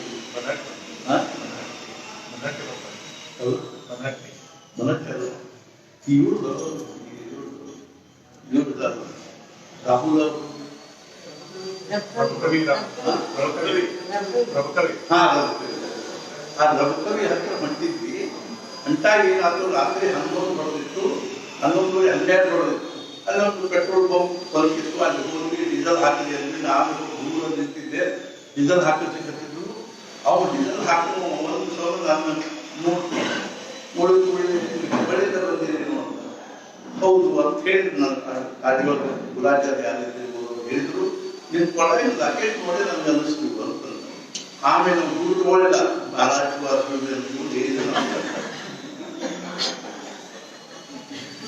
ಅರ್ಥಾತ್ ಏನು ಅಂದ್ರೆ ನಮ್ಗೆ ನೋಡಿದ್ರೆ ಅನಿಸ್ಬೇಕು, ಮಹಾರಾಜನ ಶಿಷ್ಯಪ್ಪ. ನನ್ನ ಕನಿಷ್ಠ ನಾನು ಜಪ ಮಾಡ್ಕೊಂಡು ನಿಂತಿದ್ದೆ. ಹೌದು ಇಲ್ಲ ನಮಸ್ಕಾರ ಮಾಡಿದ್ರು. ಯಾರು ಗೊತ್ತಿಲ್ಲ ನನಗೆ. ನಮಸ್ಕಾರ ಮಾಡಿದ್ರು, ದಯವಿಟ್ಟು ದುಡ್ಡು ಬ್ಯಾಡ್ರಿ ಅಂತಂದ್ರು. ಇಲ್ಲ ನೋಡಿ ರಾತ್ರಿ 12 ರಿಸಲ್ಟ್ ಹಾಕಿರಿ, ಇಲ್ಲಿ ಬ್ಯಾಡ್ರಿ ಅಂತಂದ್ರೆ ಮಹಾರಾಜರು ನೀವು ಹೆಬ್ಬಳ್ಳಿಯವರು ಹೌದು ಹೆಬ್ಬಳ್ಳಿಯವರು ಇಷ್ಟೇ ಗುರುತು ಹತ್ತುವಾಗಿ ಇದ್ವಿ ಅಂದ್ರೆ ಎಷ್ಟೋ ಚಲೋ. ಬಾಕಿದೆಲ್ಲ ಬಾಯಿ ಜಪ ಇರುವಂತೂ ಬಿಡುವುದು ಹೊಳ ದೊಡ್ಡದೊಂದು ಅಡ್ಡಾಡ್ಬೇಕು. ಗುರುಗಳ ಹೆಸರು ಹೇಳಬಾರದು, ಶಿಷ್ಯನನ್ನು ನೋಡಿಯೇ ಇವನು ಇಂಥವರ ಶಿಷ್ಯನಿರುತ್ತಾನೆಂದು ತಿಳಿಯಬೇಕು. ಆಗ ನಿವೃತ್ತಿನಾಥರು ಜ್ಞಾನದೇವರಿಗೆ, ಜ್ಞಾನವ ನಮಗೆ ಉಳಿದವರು ಉಪದ್ವ್ಯಾಪ ಹಚ್ಚಬೇಡ, ಆದ್ರೆ ಜಗತ್ತಿನ ಉದ್ಧಾರಕ್ಕಾಗಿ ನೀನೇ ಏನಾದರೂ ಮಾಡು. ಗಡಿನಾಥರ ಆಜ್ಞೆಯನ್ನು ಅಂದರು. ಗಡಿನಾಥರ ಆಜ್ಞೆಯನ್ನು ಮುಂದುವರಿಸುವುದಕ್ಕಾಗಿ ನಿವೃತ್ತಿನಾಥರು ಜ್ಞಾನದೇವರಿಗೆ ನಾಮ ಕೊಟ್ಟರು. ಅರ್ಥಾತ್ ಏನು ಅಂದ್ರೆ, ನಾವು ಒಂದ್ಸಲ ಶಿವಮೊಗ್ಗಕ್ಕೆ ಹೋಗಿದ್ವಿ. ಶಿವಮೊಗ್ಗಕ್ಕೆ ಹೋದಾಗ ಸಹ ಯಾವುದೋ ಒಂದು ವಿಚಾರ ಹೊಂಟಿತ್ತು. ಅವಾಗ ನಮ್ಮಲ್ಲಿ ಏನಾಗ್ತು ಅಂದ್ರೆ, ಅರ್ಥಾತ್ ನಮ್ಮ ಊರಿಂದ ಗಣೇಶ್ ಪ್ರಸಾದ್ ಅವರು ಮೊಬೈಲ್ನಾಗ ಅವರು ಒಂದು ಕಡೆ ಕೇಳಿದ್ದನ್ನ ಒಂದು ಪರಿಷತ್ ಪ್ರತಿಪಾದ್ಯವಾಗಿರ್ತಕ್ಕಂಥ ಒಂದು ಮಂತ್ರವನ್ನು ಬರ್ಕೊಂಡಿದ್ರು ಮೊಬೈಲ್ನಾಗ. ಅದನ್ನ ಹೇಳಿದ್ರು ಹಿಂಗ ತಿಳ್ಕೊಂಡು. ಬಹುಶಃ ಅವರು ಅವುಗಳ ಪ್ರಕಾಶ್ ಅವ್ರ ಕಡೆ ಹೋಗಿದ್ರು ಏನು, ಅವರು ಹೇಳಿದ್ರು ಉಪನಿಷತ್ನವ್ರು ಹೇಳಿದ್ರು ಮಂತ್ರ ತಿಳ್ಕೊಂಡ್ರು. ಅದನ್ನ ನಾನು ಇದನ್ನ ಮಾಡಿಕೊಂಡು ಆಮೇಲೆ ಒಂದ್ಸಲ ಎಲ್ಲರೂ ಪಟ್ಟಿದ್ದೆ ಸುಳ್ಳು ಸಹಿತ. ಅದನ್ನೇ ಬಹಳಷ್ಟು ಜನರಿಗೆ ಅದು ಕಲ್ಪನಾ ಅದ. ಮೊನ್ನೆ ನಮ್ಮಲ್ಲಿ ಒಂದು ಅರ್ಥಾತ್ ಏನು ಅಂತಂದ್ರೆ, ನೀವು ಅದನ್ನೆಲ್ಲ ಇದು ಹೇಳ್ತೀವಿ ಅಂತ ಆಯ್ತು ಅಂದ್ರೆ 3 ದಿವಸ ಆಯ್ತು, ನೆನಪಾಗಿಲ್ಲ. ಆದ್ರಿಂದ ಅದನ್ನ ಅದೇನದ ಅಂದ್ರೆ ಶ್ರೀರಾಮ್ ಜಯರಾಮ್ ಜಯ ಜಯರಾಮ್ ಮಂತ್ರವನ್ನ ಅವು ಅಕ್ಷರಗಳ ಮಹತ್ವವನ್ನ ಮತ್ತು ಅಕ್ಷರಗಳ ಒಂದೇನು ಅದನ್ನು ವ್ಯವಸ್ಥೆ ಅದನ್ನು ಶಬ್ದಗಳದ್ದು, ಆ ಶಬ್ದಗಳ ವ್ಯವಸ್ಥೆಯನ್ನು ಕುರಿತು ಒಂದು ಶ್ಲೋಕ. ಅದು ನಿಜವಾಗಿ ಅದ್ರ ಅರ್ಥನೂ ನಾನು ಒಂದ್ಸಲ ಮ್ಯಾಗಝಿನ್ಯಾಗ ಬರ್ತಿದ್ದೆ. ಅದ್ರ ಅರ್ಥನೂ ಎದುರು ಕೊಟ್ಟಿದ್ವಿ. ಅದನ್ನು ಸಾಕಷ್ಟು ಮಂದಿ ಬರ್ತದೆ. ಅದು ಒಂದ್ಸಲ ನಾನು ಹೇಳ್ತೀನಿ. ಅದನ್ನೆಲ್ಲಾನು ಏನು ಆಮೇಲೆ ಬರ್ಕೊಂಡು ಒಟ್ಟಿ ಇಲ್ಲ, ಅದನ್ನ ಬಾಯ್ಪಾಟ್ ಮಾಡಿದ್ರು ಒಟ್ಟಿ ಇಲ್ಲ. ನಾನೀಗ ಅದನ್ನು 3 ಸಲ ಹೇಳ್ತೀನಿ.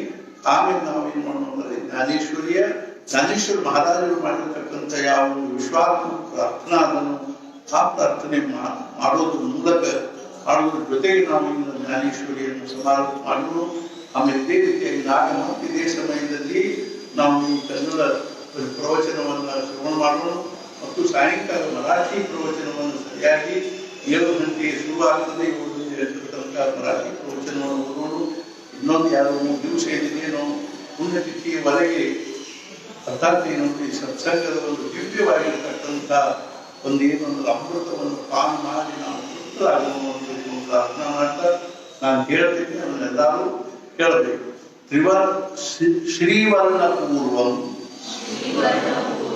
ಸಕಲಾಕ್ಷರಂ ವೈ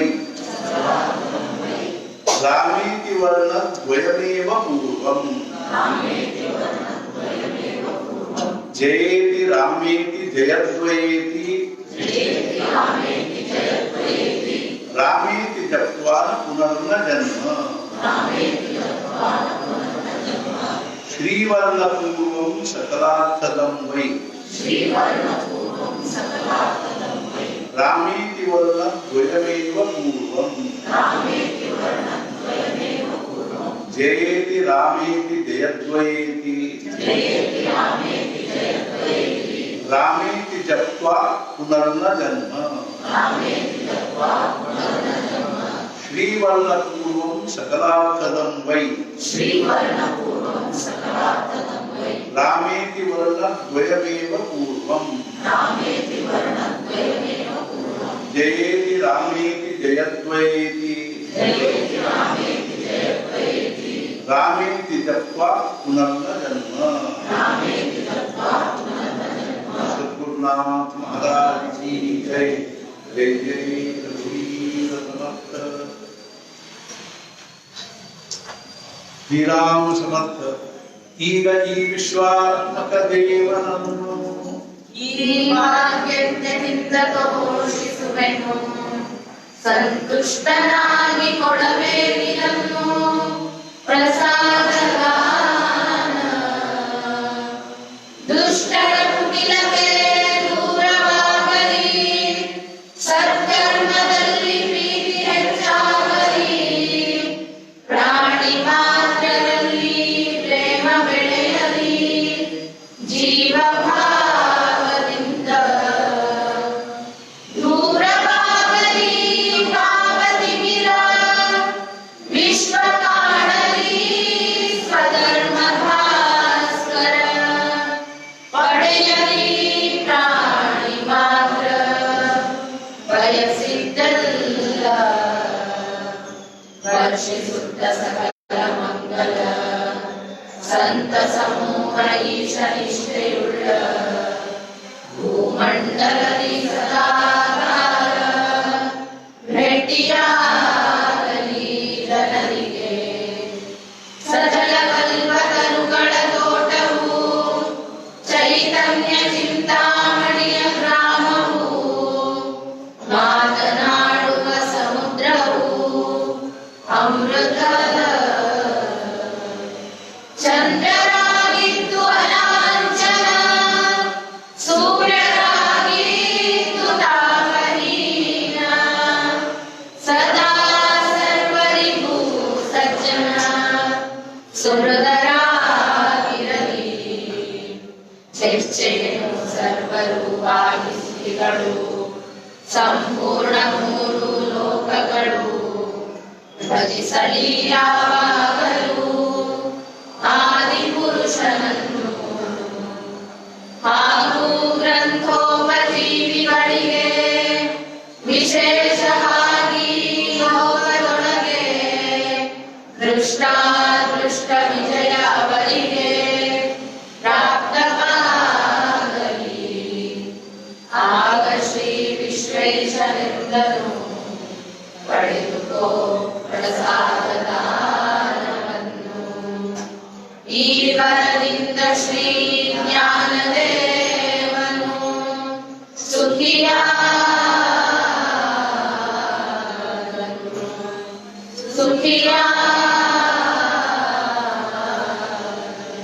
सद्गुरुनाथ महाराज की जय। जय जय रघुवीर समर्थ। समर्थ सद्गुरु श्री ब्रह्मचैतन्य महाराज, सद्गुरु श्री ब्रह्मानंद महाराज ರಾಮಚಂದ್ರರಲ್ಲಿ ಅನಂತವಾಗಿ ಪ್ರಾರ್ಥನೆ ಮಾಡುವುದು ಅಂದರೆ ಅವರು ನಮ್ಮನ್ನು ಎಲ್ಲರಿಗೂ ಆಯುಷ್ಯ ಆರೋಗ್ಯ ಐಶ್ವರ್ಯಗಳನ್ನು ಅನುಗ್ರಹಿಸಲಿ. ಮತ್ತು ಮುಖ್ಯವಾಗಿ ನಮಗೆ ಬರುವಂತಹ ಭಕ್ತಿ, ನಾಮದಲ್ಲಿ ಪ್ರೇಮ ಹಾಗೂ ಸದ್ಗುಣವನ್ನು ಅಷ್ಟೇ ಹೇಳಿ ಜಾನಕಿ